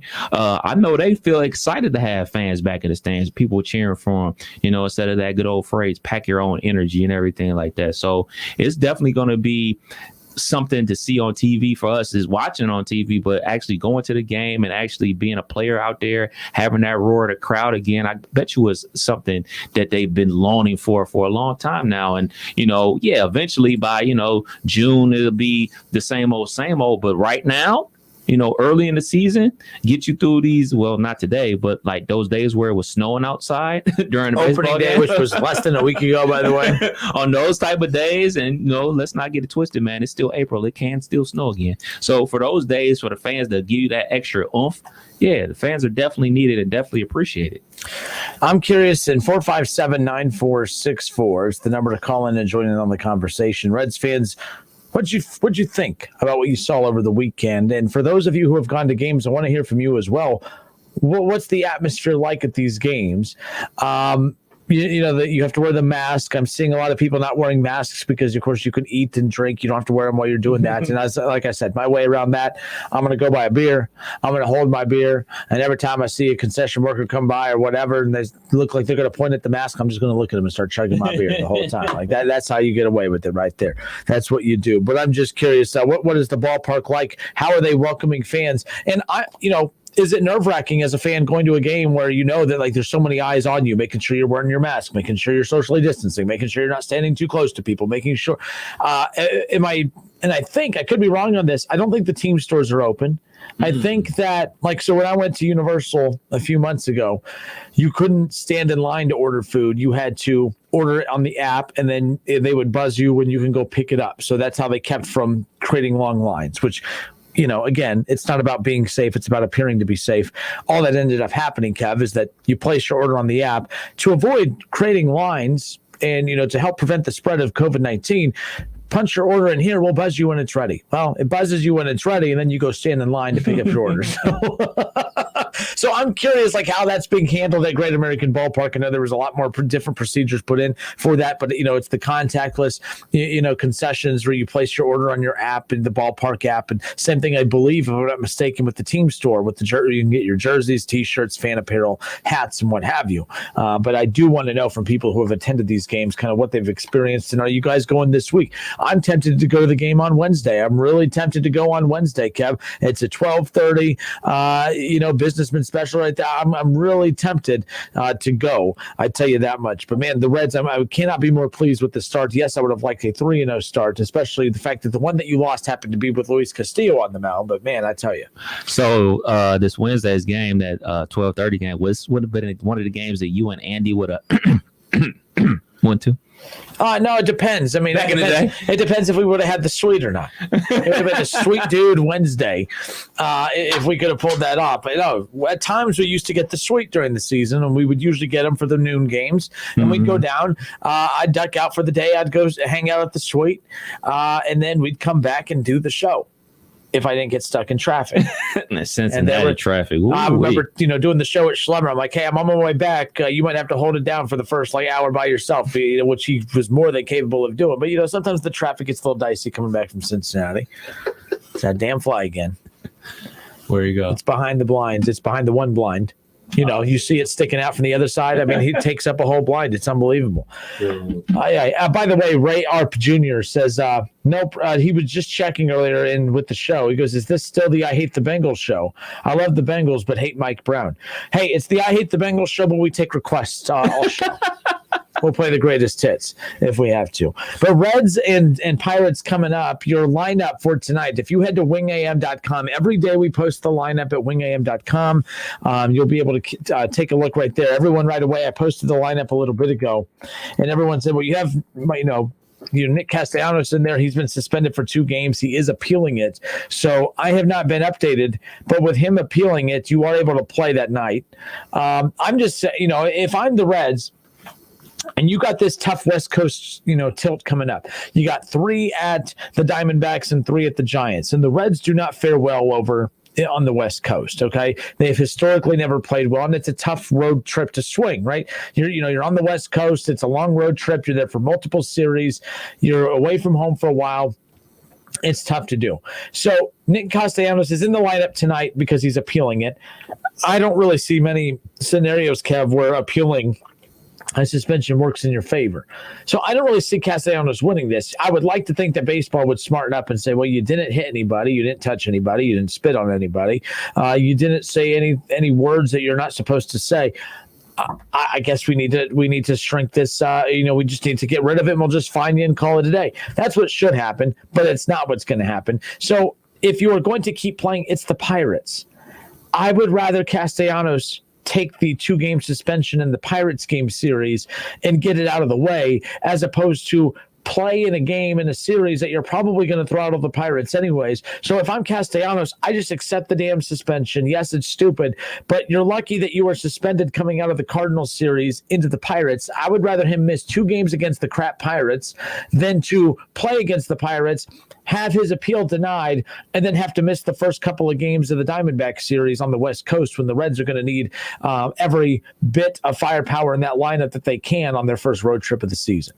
Isn't that a players union thing that they basically appeal everything? Yeah, but I'm just saying sometimes you got to pick your spots. And if I'm them, I mean, again, it's so early in the season, it technically doesn't matter. But momentum is so easily shifted, Like it can go, you can lose it like that. I mean, look, Kev, the Reds lost 11-6. You remember on Friday how everyone was ready just to call it a season. And then look, you win Friday, or you win Saturday, you win Sunday. All of a sudden, everyone's like, oh man, this Reds team's pretty good. I just think it's a lot harder to build up momentum than it is to lose it. It's a lot easier to lose the momentum than it is to build it. And right now the Reds have something going. I would just hate to see them lose something special going on the West Coast without Nick Castellanos for a few games is all. Yeah, you might be right. I just think about how strong the players union is in baseball. And I can't remember a time where a player has been suspended outside of, a steroid suspension where they didn't try to appeal it. Like if they were fighting, like, hey man, they got you on camera punching the dude right in the face. Yeah, I'm gonna go ahead and play these other 2 games until they say I can't. Like, I just think that's just like what they do in baseball. But I'm with you. I understand, but from the player's perspective, he's probably thinking like, man, let's let the good times roll, man. We just won 2 in a row. I'm feeling good. I'm going to just keep batting, and maybe they'll overturn it and say, no suspension, and they could just keep rolling and sweep the Pirates and go out to AZ and get some games versus the Diamondbacks. So I'm sure that's what he's thinking. Yeah, one more time. This Nick Castellanos 2-game suspension is absolutely ridiculous. There's not you can't warrant it. They're basically accusing him of inciting a riot, basically, right? Like that's basically what's going on is, hey, the brawl that started and that made its way out onto the field was because of you. And I'm like, that's I have a hard time accepting that because, Kev, that would be like In basketball, you hit a three and you look over at the bench and you start, doing the three to the dome, whatever you call it, right? Or if in football you get a big tackle and you get all jacked up and you start, it's not really taunting, it's just reacting, right? By the way, Castellanos, I'm not going to be a homer here. That was taunting. He stood over the dude. But there's not a rule against that. And if there in the rule that, well, let me reword that. There is a rule against it, but there's not a you're suspended if you do it rule. Right. So that's where I don't get this at all. This is way over the top. Imagine in basketball, you get a gigantic ass dunk and you come down and you show emotion and the official tees you up, tosses you out of the game, and then you're suspended for 2 more games. We would rip basketball for that. Football, we called them the no fun league for a while. Finally, football kind of came to their senses and started saying, okay, after touchdowns, you could start bringing back the touchdown celebrations again, because people really loved when Chad Johnson and T.O., they were basically trying to outduel one another on a week in, week out basis of who can come up with the funnier touchdown celebration, whether it was getting in the big cauldron, if you're Terrell Owens, or if you're, Chad Johnson, you're signing, autographs and you're proposing to cheerleaders and you're doing all the fun stuff he did. Imagine being suspended for that, Kev. Trash. We would rip those leagues, but yet here's baseball doing that exact same thing. I can't support that. That is so wrong for Major League Baseball to do that. Just so wrong. Yeah, I don't get it either, man. There wasn't any punches thrown. There was a little, scuffle, mean faces at each other, and you get suspended. That makes no sense at all. So what are they going to do when a real fight breaks out? And that's the thing. It wasn't even a real fight. In fact, the most contact that was made was actually Yadier Molina, who, as I told you, that picture that surfaced, he's reaching through a group of people and he's grabbing the back of the neck of Castellanos. You are touching someone's neck and he doesn't get a suspension at all. I want to say it was a hockey fight like 2 weeks ago. And that's amazing. Like, I love, not to say that I love fighting, but, in hockey, they let the dudes fight. As soon as somebody hits the ice, all right, man, you go to the penalty box and see you in 2 minutes. Yeah. And it's done, people. And by the way, that's why I'm not a hockey fan anyways, because if you need to have those little on the ice theatrics that don't mean anything to get people to watch, your sport's not that entertaining. And I know that ESPN just signed a big deal with hockey, but I promise you, I will not be listening to one game. We will carry games. Go Blue Jackets. And by the way, how's that for salesmanship? It's a horrible sport. We'll carry the games because we're contracted to, but hockey is horrible. It's one of those games you have to take in live, and there's a lot of hockey fans listening right now, I'm sure, that are losing their mind. It's like I just made a Jesus joke in church. You ever been to a hockey game? I've never been to an NHL game, but I've been to when I lived near Lyman, when I lived in Van Wert, Mercer County area, to go to the Fort Wayne Comets. I don't even know if that's what they're still called, but I would go to those games. I was supposed to go to the Blue Jack. Was it last year? No, couldn't have been last year. So it was 2 years ago when they were in the playoffs, right? Yes. And they were making that run. I was supposed to go to a game. My buddy had tickets. He called me up late, of course. And he lives in Columbus. Like, yo, I got an extra ticket for the game tonight. I'm like, what game? It was like the hockey game, the Blue Jackets. Like, I won them in a raffle at work. You trying to go? I'm like, sure, I'll go. As you know, things pop up here at the station. I wasn't able to go, man. It was one. What, you mean like getting production late in the day when they have to? You mean when the salespeople are supposed to have production in by noon and yet they bring it to you at 3:00 when we're on the air? You mean like that? I have no clue what you're talking about. Something like that. But ended up being one of those games that went into I was gonna say extra innings, but there you go. Time, See, whatever. We don't know squat about hockey. Like it ended up being a real good game, apparently. So my favorite hockey game is the one that goes into extra innings, Kev.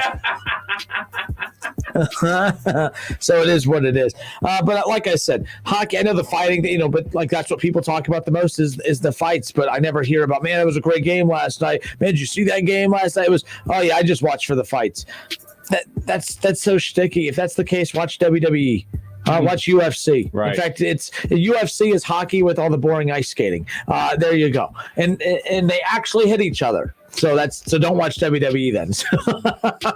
All right.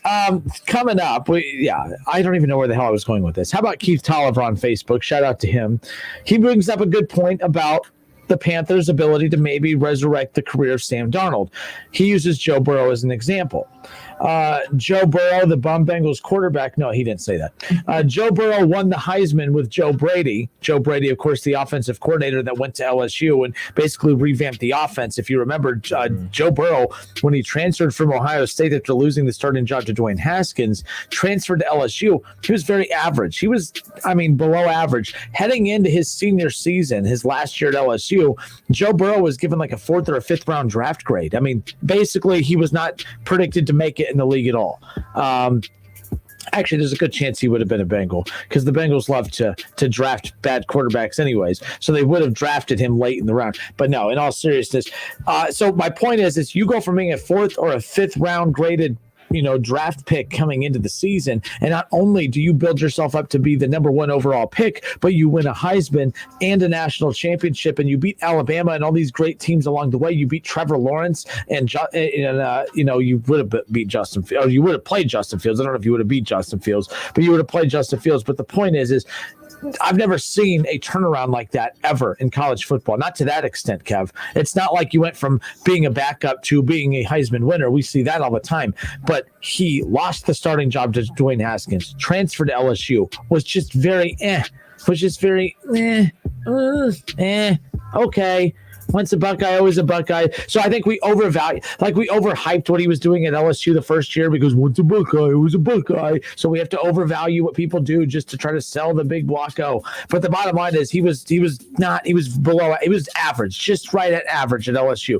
To go from average, 5th round, 5th round grade to a Heisman winning, undefeated national champion, number 1 overall draft pick. I've never seen something like that. So Keith Tolliver brings up a good point when he says Joe Burrow won the Heisman with Joe Brady after not doing anything with the Buckeyes and anything with LSU in year 1. So maybe Sam Darnold is in good hands. I tell you what, if the Panthers strike gold and if Joe Brady could do with Sam Darnold in turning his career around, what he did with Joe Burrow, I tell you what, the Panthers might be in some good shape here. They might be in good shape here. But if I'm the Panthers and you even think that he has a little bit to offer, I get him I get him a 3-4 year deal wrapped up quickly on the cheap. Because if Joe Brady does turn Sam Darnold around, then all of a sudden you have a franchise quarterback, cha-ching, really, really cheap. So there you go. Ray Arp Jr., Joe Burrow is the best quarterback in Ohio. Ray, come on. We were doing so good. He is not the best quarterback in the state of Ohio. He's not better than Baker Mayfield. I don't care what anybody says. It's Baker Mayfield, C.J. Stroud, and then Joe Burrow. Desmond Ridder? Now he plays at Cincinnati. It's in the American Conference, and you know how I feel about I had that elitism. We know. 5'5" Fat Kenner is all about the elitism. He's all about keeping the little guy down. So, Ray, but Ray, he's very damn close. I think this year will decipher who's better between him and Baker. I know everyone is saying Joe is for sure better than Baker, but if Baker takes another step forward after what he accomplished last year, I can't put Joe Burrow ahead of him, especially if Baker keeps winning games and gets back to the playoffs, wins in the playoffs again. But Joe Burrow, it's only heading into year 2 while Baker's heading into year 5. But overall, we'll see what ends up happening career-wise between the two. So, and then look, Ray, see, he goes, had to get you going. See, when these guys, I give them too much power. It's not my show. It's technically their show. So there's that. All right, we'll be back in a moment. More of the Justin Kinner Show with Kev Nash. We have your Reds lineup coming up on the other side. Don't go anywhere. It's the Justin Kinner Show with Kev Nash on 1410 ESPN Radio. ESPN 1410 Wing AM weather. This afternoon will be partly cloudy, a high near 75. Tonight's going to be partly cloudy, a low near 50. And tomorrow's going to be mainly clear and sunny, a high near 80. I'm Pete Spivak for 1410 ESPN Radio. To make sure that the air in your home is absolutely perfect, call William Brockman & Sons Heating and Air Conditioning. They are offering up to $1,800 in rebates or make no payments for 6 months when you finance a new Lennox system for as little as $132 a month. Call William Brockman & Sons Heating and Air Conditioning at 937-222-8638 today. Conditions apply. See dealer for details. Ohio license number 14911.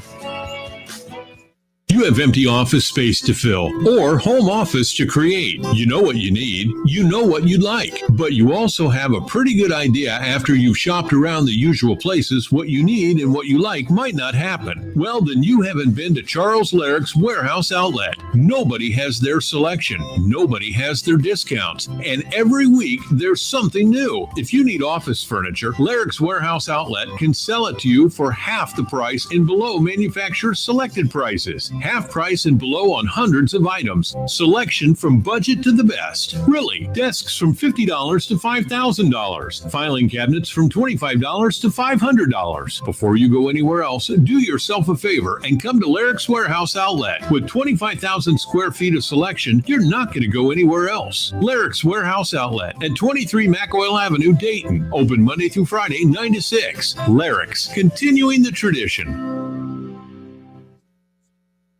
Hi, this is Eddie Sorrell, Body Shop Manager at Germain Honda of Beaver Creek. When you need a dependable body shop, we're here to help, repairing all makes and models. Our technicians have over 125 years experience. That means we can repair your vehicle quickly and efficiently. Our department is state-of-the-art with new equipment to get you back on the road quickly. We offer loaner cars during service and free estimates. Germain Honda of Beaver Creek, Route 35, just east of 675 between Xenia and Beaver Creek. Cordell Transportation is now hiring Class A CDL drivers. $5,000 sign-on bonus. That's right, $5,000 sign-on bonus. Home daily dedicated lanes, no-touch freight. Apply today at CordellTransportation.com. Cordell Transportation, driven to succeed. The Wendy's restaurant in your area has issued a major bag alert. Bag alert, major bag alert. The bacon double stack is back in the biggie bag with fries, nugs, and a drink, all for just $5. The following are to be expected: joy, disbelief, inability to think about anything else. This deal is effective immediately, and it's only at Wendy's. Major bag alert. Bag alert, major Biggie bag includes 4-piece nuggets, small fry, and small drinks. U.S. price and participation may vary. If I'm not commuting anymore, where do I really want to live? While you handle life's questions, Merrill Guided Investing helps you manage your portfolio and invest for your next move with the option to work with an advisor at a low cost and minimum. Merrill, a Bank of America company. Visit merrilledge.com/investing goals to get started today. Investing involves risk. Merrill Lynch, Pierce, Fenner & Smith Incorporated, both a registered broker-dealer and investment advisor, member SIPC. Investment products are not FDIC insured or not bank guaranteed and may lose value. At Napa, we keep things moving. If it has wheels and an engine, we help keep it on the road. And if it's on the road, we have parts for it. And if you need a part, you can get it fast, like same-day pickup or next-day delivery fast. At Napa, when we're not thinking about cars, we're thinking about the people who drive them. Because when it comes to serving you and our community, our motor never quits. That's Napa know-how. Same-day pickup and next-day delivery available at participating stores and on in-stock items only. Receive a $5 rebate by trading up any non-contact thermometer toward an Exergen temporal scanner purchased at any retailer. With COVID continuing to spread, nothing matters more than having an accurate thermometer that's backed by more than 80 published peer-reviewed clinical studies, like the Exergen temporal scanner. Even after getting the COVID vaccine, you should be monitoring for fever to make sure you are protected. Keep your family and yourself safe by trading up your non-contact thermometer for an accurate temporal scanner and a $5 rebate from Exergen, where accuracy matters. Details at Exergen.com. How clean is your nose? Most airborne germs and allergens invade through the nose, your body's air filter, its first line of defense. You wash your hands and brush your teeth, but what about your nose? Did you know there's an easy way to keep your nose clean and help your body protect itself? It's called Navage Nasal Care. Navage uses powered suction to clean your nose by flushing out pollen, mucus, bacteria, and viruses. Millions use Navage for fast, all-natural relief from sinus congestion and allergies, and to breathe better, sleep deeper, snore less, and feel healthier without drugs. Navage is easy to use, affordable, and it comes with an absolute guarantee of satisfaction. And 50,000 independent online reviews averaging 4.7 stars show just how much people love their Navage. You wash your hands and brush your teeth every day. Now you can clean your nose and help protect your health with Navage. At Navage.com, CVS, Walgreens, Bed Bath & Beyond, Target, and Rite Aid. Navage. Navage. Make good nasal hygiene your new normal with Navage. Clean nose, healthy life. 30% of ID theft victims suffered multiple types of identity theft. Get LifeLock. Save up to 25% off your first year at LifeLock.com, promo code RISK. The madness is officially here. It's the Basketball Mayhem Bracket Challenge, presented by Orion Sports Medicine and Frickers. $100 in Frickers bucks to the overall winner. Plus, you could win $1 million by filling out the perfect bracket. Submit your Basketball Mayhem tournament bracket at wingam.com. All sports, all the time. This is 1410 ESPN Radio.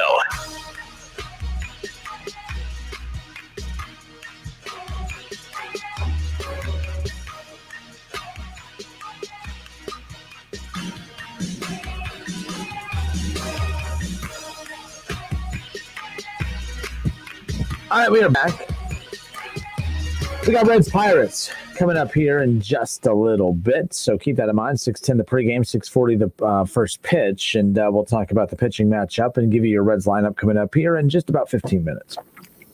So I found this story very interesting, Kev. Aaron Rodgers is doing something that I find pretty cool. I'm not a big Aaron Rodgers fan. As a player, fantastic. I find his attitude, like it's always, there's always drama. There's always issues going on. And I think that if the things happened, if like you're a Steelers fan, if Big Ben was constantly going at it with the front office the way that Aaron Rodgers would, you would know the heat that Big Ben would get. You know damn well that people would hate on him for that, like you wouldn't believe. I know that the Packers aren't perfect. For one, it's a weird organization. They don't have a team owner. They were talking about the difficulties and why it's tough. It's when people talk about how no free agents like to go play in Green Bay, what's interesting about it is it's not that free agents don't want to go play in Green Bay, Kev. It's that free agents don't want to deal with Green Bay. For instance, look how quickly things happen in free agency. You have the couple day period before the league calendar year officially switches over. Do you know how many people? I think I read today that there are like 30 people on the board for the Packers.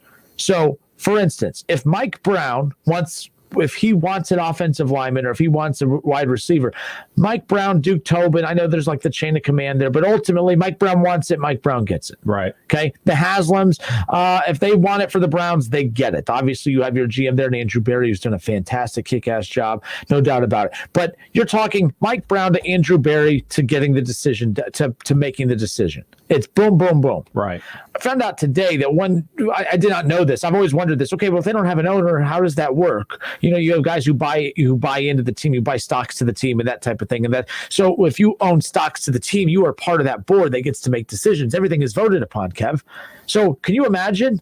It's tough to get Mike Brown. It's like if you're Duke Tobin, it's like pulling teeth to get Mike Brown just to do what you got. And I don't even know what Duke Tobin's official title is. Like they don't have a GM, but they do have a GM, right? Like I don't understand. So, but it's like pulling teeth to get Mike Brown to pull the trigger on something, right? But that's just one person. Can you imagine trying to get the entire board to vote upon something?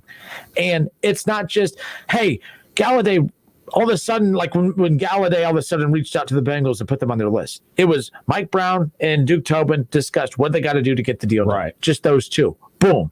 I mean, they still make it seem hard. Don't get me wrong. They didn't get it done. But do you see what I mean? How much more convenient that is just to have to deal with two people to make a decision. Right. If Galladay would have reached out to the Packers, man, I really want to play with Aaron Rodgers. Get me a deal done.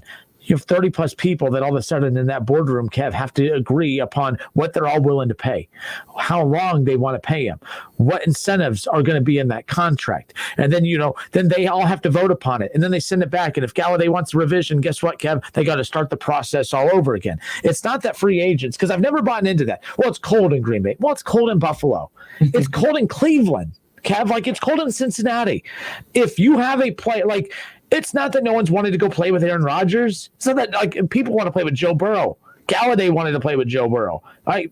Free agents like OBJ wasn't a free agent, didn't technically pick Cleveland, but he loves playing with Baker Mayfield, and they haven't even really clicked yet. They may never click.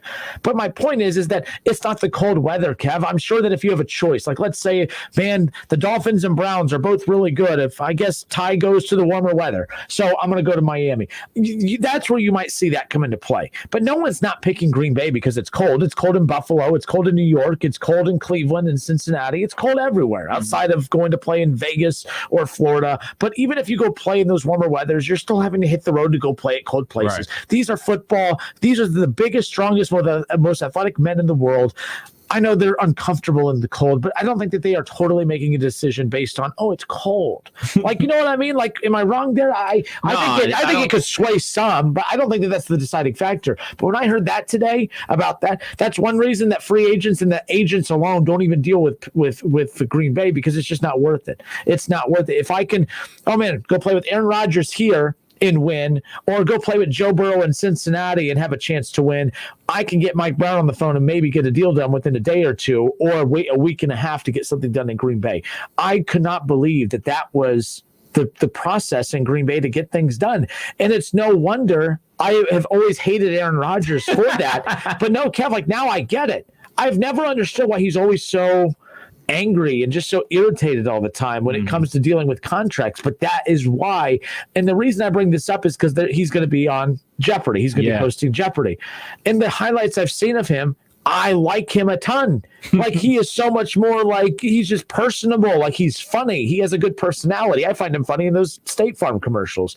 But then when you see him in interviews after games, and you see one of the board members that they interviewed last week about locking up Aaron Rodgers, and the guy just shut the reporter up and tried to like get the interview done. I'm not going to talk about Aaron Rodgers. What are you talking with us for then? I've now willing to kind of flip sides on Aaron Rodgers a bit. I don't think he's the problem. Green Bay is the problem. Somehow, some way, they've won multiple Super Bowls. Somehow, some way, they win a lot of football games. But that is a disaster. When I heard the process of how you get a deal done there, I wouldn't deal with that ever. Like, that is just that's so messed up. You're not the only person I know that's not a big Aaron Rodgers fan. Obviously, everything he does on the field, everybody loves. But like him as a guy, from the things that I read about Aaron Rodgers and like the interviews I watch, Aaron Rodgers thinks he's the smartest guy in the room all the time. Mm-hmm. So you got to always be weary of that. You know, the guy who thinks he's the smartest in the room, I don't really want to be around them too much. Well, too bad you have to work with me every day. And I am the smartest man in every room that I'm by myself. So you have that point. But yeah, the Green Bay setup is unique. It's the only one like that in the NFL, and something that we all know, especially, you can't get everybody to agree on one thing. I mean, shoot, in this country, we can barely agree that cancer sucks. You know what I'm saying? So imagine having a boardroom of 30 people that have to come to a consensus agreement about something. It just ain't gonna happen. It just doesn't happen like that. So I'm not sure why the Green Bay Packers are like that. I'm sure just some reason why they operate like that or whatever. I guess it's like they're owned by the city or something. I don't know. Don't get me to speculating on how it works. Look, Aaron Rodgers is one of the best quarterbacks ever to play the game. He's still balling out of control. He just won the MVP. I was very curious why in the world they used a first round draft pick on his successor when he's still playing at an elite level. He wasn't pulling a Brett Favre, oh, maybe I'll come back, maybe I won't.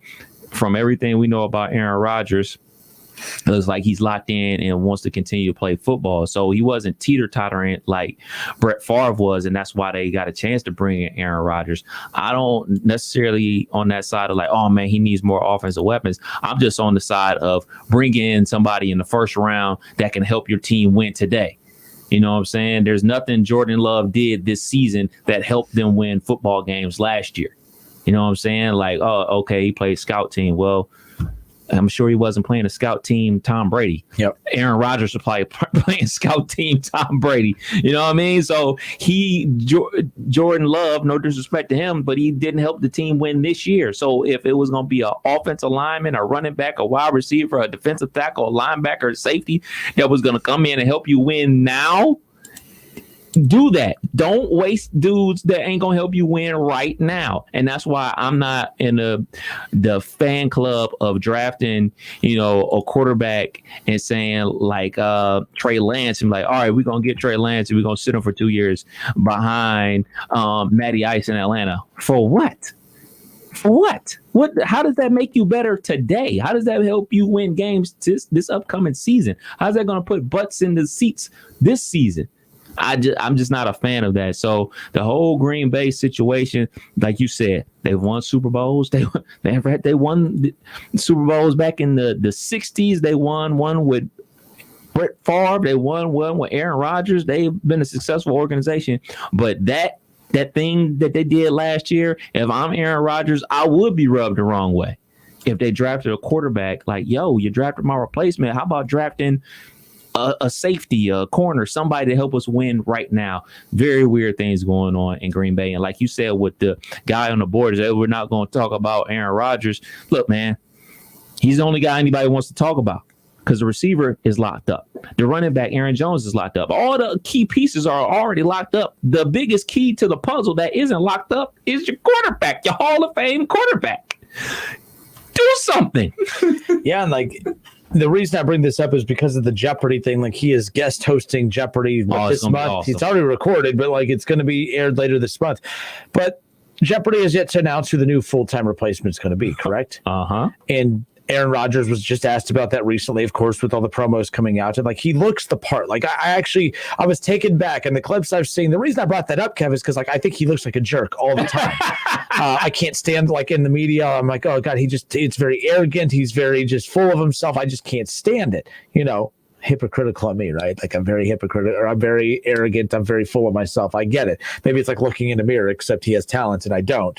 But with that being said, I saw a different side of him doing this show. But he was asked about, would he, when Jeopardy officially announces who that would he be interested in being the full-time host? He said, oh, absolutely. That was always a dream of his, was to be the host. Now, I don't know if he is 1,000,000% being honest about that, or if he is using that to his advantage of using leverage against the Packers, saying, hey, like, just so you know, like, and we've all been in those dysfunctional relationships where, you're arguing with the girl and you're like, hey, that's fine. Who you talking to? Don't worry about it. You like to think that you have other options, right? Like you're so lucky to have me, right? Yeah. Nora knows that she's stuck with me, unfortunately, so I can't play those games with her. She always sees right through it. But like that's what he's kind of doing. Like, hey, you're not the only commitment in my life. I'm just letting you know. Like you may think that I need you, but I don't need you. I have another hot Jeopardy chick over here. I don't desperately need you. I think the Packers need him more. But actually, I'll already said that. I don't know if either one of them needs the other one. I think that the Packers need him more than he needs them. But the Packers don't necessarily need him, as they've already started the replacement process. They already have their Jeopardy. They have their Wheel of Fortune. They have their Jordan Love. I don't know how good he's going to be. Can you imagine that? Can you imagine if they go from Brett Favre to Aaron Rodgers, and if Jordan Love is even better than Aaron Rodgers? And it could happen. Jordan Love could be the next Patrick Mahomes, where you don't really hear much about him, as the backup and everything. And then boom. I mean, Aaron Rodgers, we kind of, the reason he's so unique is because that's rare. That doesn't happen often, where teams who always say we're going to draft our backup, they always talk the game of, the Browns tried that with Tyrod Taylor. We really like Baker. We drafted Baker #1 overall. This is the Hilarious Jackson era, of course.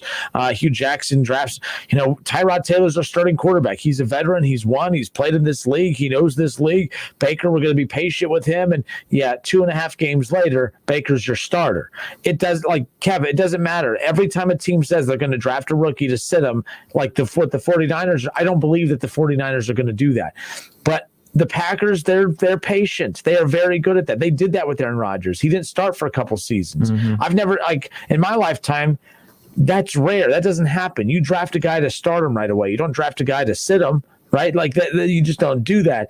And that's what makes think of a couple. Maybe Carson Palmer. He sat his first year behind John Kitna.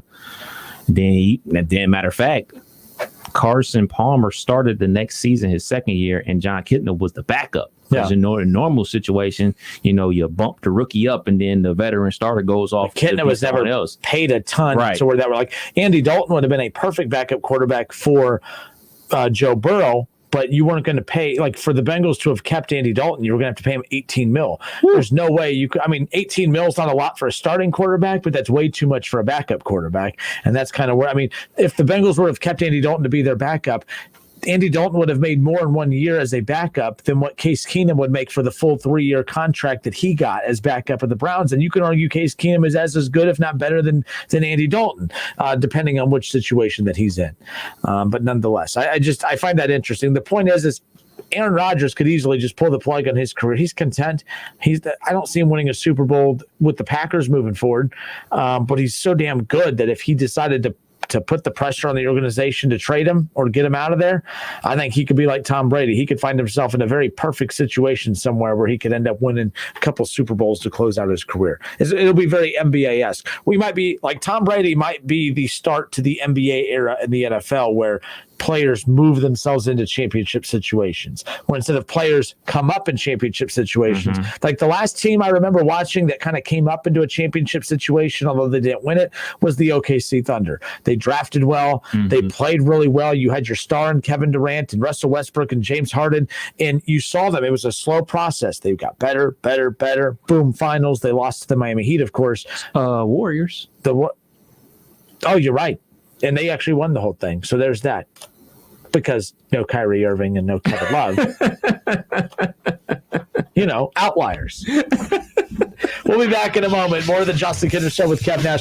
Reds baseball coming up. I promise you I have your Reds lineup on the other side. And David Bell's doing some things with this lineup that I was critical of last year.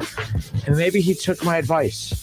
Because, David Bell cares so much about what Justin Kinner has to say all the way here on Middle AM, 1410 Wing AM. We'll be back in a moment. Listen, stream, watch. It's the Justin Kinner Show with Kev Nash right here on Dayton's ESPN Radio, 1410 Wing AM. Are you involved with a school or charitable fundraiser that holds an auction, bid and buy booth, or a raffle to raise money? Many of the most popular items at auctions or booths are autographed sports memorabilia items. How can you get great items in your event? Call Adam Walter at Sports Investments. Sports Investments has a consignment program for fundraisers that has provided outstanding items. You select items that are proven sellers, including autographed pieces from Tiger Woods, LeBron James, Joey Votto, the Big Red Machine, the Bengals, the Browns, UC, XU, UK, NKU, Dayton, Louisville, Notre Dame, and Ohio State. Sports Investments consigns the items to your group at a highly discounted price. And when they sell, you keep the profit. You don't pay anything in advance. And if something doesn't sell, you simply return it. You'll enjoy the experience of dealing with the Walter family. Call them at 513-891-5000. Email Adam at sportsinvestments.com or visit them on Montgomery Road, right off I-275, just 40 minutes from WING. Folks, when you feed your dog, does he just stand there and look at you? Make your dog great again with premium foods from Homestead Feed and Supply. If it eats, we can feed it. 1833 North Dayton Lakeview Road, New Carlisle. Tell them the Colonel sent you. Have you been seeking a final resting place for your loved one's cremated remains? Are you tired of endlessly searching to find a permanent home for a family member that gives you peace of mind, offers more security than the mantle, and doesn't cost thousands of dollars? This is Mark Davis from Dayton Memorial Park Cemetery, located at 8135 North Dixie Drive. We are pleased to announce a new product that offers families the opportunity to give their loved ones a permanent, serene, final resting place for as little as $300. Call us today at 937-890-1831. Hello? Honey, where are you? Well, I'm at Rural King getting some fencing because my studs are out wandering the pasture. Oh, that reminds me. Your drawers are looking a little holy. Get you some new barn door underwear while you're there at the Real King. Barn door underwear? Yeah, it'll keep your stud from wandering the pasture. Fellers, throw away them worn out drawers and check out barn door underwear from Rural King. There's a style for every need at the lowest prices guaranteed. Holy is for church, not for your underwear. Attention Class A CDL drivers. Looking to be more than just a number? Yoel Transportation in Dayton is looking for drivers with at least 1.5 years experience. Yoel has open positions for no-tarp flatbed drivers and no-touch regional or local van drivers. Yoel is ELD compliant and offers 401k with match, medical, dental, vision, holiday pay, vacation, safety bonuses, and now has a rider policy. Call Rick or Joe at 937-294-5933 and ask about the $5,000 sign-on bonus today. At Menards, save big money in your next project with 11% off everything. General Purpose Concrete Mix is great for sidewalks, steps, patios, and setting posts. All you have to do is add water, mix, and pour. Right now, all bags of concrete and sand mixes are 11% off. Get 11% off everything now at Menards. Good through April 10th. Savings are a mail-in rebate. Some exclusions apply. See store for details. Save big money at Menards. Today on Hey Culligan, buy to save. Here's a text from Devin in Denver. Hey Culligan, I'd love a water softener, but I don't want to pay for it. Devin, I can't help you there, but a Culligan high efficiency softener can help you save oodles on energy and detergent. So the savings can be even greater than the cost. And I'm getting a mind blown emoji followed by yes, please. Devin, the savings are already on the way. Let us help you out with a free in-home water test with the local Culligan water expert at Culligan.com. Your roommate's vacuuming for the 5th time today, but you have the $5 Chalupa Cravings box from Taco Bell, so his vacuuming might as well be the soft hum of purring kittens. And your loud neighbors turn into a telenovela with the beefy 5-layer burrito and chips and nacho cheese sauce plus a medium drink. Jorge, ven y bésame, mi amor. With the $5 Chalupa Cravings box from Taco Bell, nothing can ruin your bliss. It's value beyond belief. At limited participating locations for a limited time only. Contact store for prices and items which vary. Drinks exclude freezes, tax extra. How clean is your nose? Most airborne germs and allergens invade through the nose, your body's air filter, its first line of defense. You wash your hands and brush your teeth, but what about your nose? Did you know there's an easy way to keep your nose clean and help your body protect itself? It's called Navage Nasal Care. Navage uses powered suction to clean your nose by flushing out pollen, mucus, bacteria, and viruses. Millions use Navage for fast, all-natural relief from sinus congestion and allergies, and to breathe better, sleep deeper, snore less, and feel healthier without drugs. Navage is easy to use, affordable, and it comes with an absolute guarantee of satisfaction. And 50,000 independent online reviews averaging 4.7 stars show just how much people love their Navage. You wash your hands and brush your teeth every day. Now you can clean your nose and help protect your health with Navage. At Navage.com, CVS, Walgreens, Bed Bath & Beyond, Target, and Rite Aid. Navage. Navage. Make good nasal hygiene your new normal with Navage. Clean nose, healthy life. Express Employment Professionals matches people with the right skills with the right jobs. To find your next job, visit expresspros.com and find the location near you. The Reds are on the radio. Every hit, every strikeout, every Reds victory. You can catch all of the action all season long right here on Dayton's home of the Reds, 1410 ESPN Radio. College football playoffs, Browns, Bengals, Buckeyes, and more. Catch the Keith Byers Show Mondays at noon on 1410 ESPN Radio.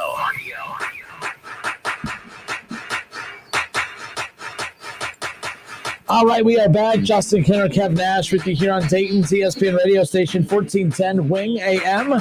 We are Dayton's home of the Cincinnati Reds, and your 2-1 Cincinnati Reds, after taking 2 of 3 from the Cardinals over the weekend, are looking to keep that momentum going as they welcome in the Pittsburgh Pirates for a 3-game series. Game 1 tonight, 6:40 the first pitch, 6:10 the pregame, which will be coming up here in just under 20 minutes from now. Tyler Naquin will get the start in left field and bat first, leading off for the Reds. Batting second and in right field, Nick Castellanos, who again right now is appealing a 2-game suspension, which of course makes him eligible to play here tonight. But as I said earlier, this is a bad Pirates team. If I'm Nick Castellanos and the Reds, I just tell Nick, and again it's up to Nick, but if I'm Nick Castellanos, I just accept the penalty. I accept the suspension because you got a tough 6-game West road trip coming up around the corner with the Diamondbacks and the Giants. Regardless of the quality of those two opponents, the Reds do not historically play well on the West Coast. I just think I would rather take my chances taking my suspension against the Pirates than on the West Coast against the Diamondbacks and the Giants. But nonetheless, Tyler Naquin in left field leading off, batting first. Batting second in right field is Nick Castellanos. Batting third and at first base is Joey Votto. In the cleanup spot, getting the start, batting fourth at shortstop is Eugenio Suarez. At third base and batting fifth is Mike Moustakas. Nick Senzel will get the start in center field. He'll bat seventh. He'll bat sixth, Jonathan India will get the start at second base. The rookie sensation, having one hell of a start to the season. He will bat seventh. Batting eighth and behind home plate tonight will be Tucker Barnhart. Right now, a little bit of back and forth action between him and Tyler Stevenson, but right now the catcher position in good hands for the Reds. Again, you have the defensive Gold Glove of presence from Tucker Barnhart, more of an offensive-minded guy in Tyler Stevenson, but the Reds have been lucky to have both of those guys kind of platoon that position as we sit here today. And Jose De Leon will be the starting pitcher tonight for your Cincinnati Reds. So one more time. Naquin, Castellanos, and Votto, your 1, 2, and 3 hitters. 4, 5, and 6 belongs to Eugenio Suarez, Mike Moustakas, and Nick Senzel. 7, 8, and 9, Jonathan India, Tucker Barnhart, and Jose De Leon. So as I mentioned, there's one thing that so far, only 3 games in, but overall, although the lineups have been 3 different lineups, the one thing that David Bell has left alone that I'm a big fan of his approach to this is, Kev, he's leaving the order alone. He's not moving guys all around. I mean, you have Tyler Naquin, who's had a couple leadoff games already, but that's mainly because, Jesse Winker has kind of been feeling under the weather. It is not COVID related from what we've heard. But with that being said, the guys that have missed time, it's been due to injury or due to, needing to miss time due to illness. But overall, Nick Castellanos has been in the lineup. Votto's been in the lineup. Suarez, Mike Moustakas, Senzel, Jonathan India. Nick Senzel missed 1 game after, of course, rolling up his shoulder in the opening day game. But outside of that, David Bell has done a good job of being consistent. I still swear to this day, although lineups change so often, teams constantly change it.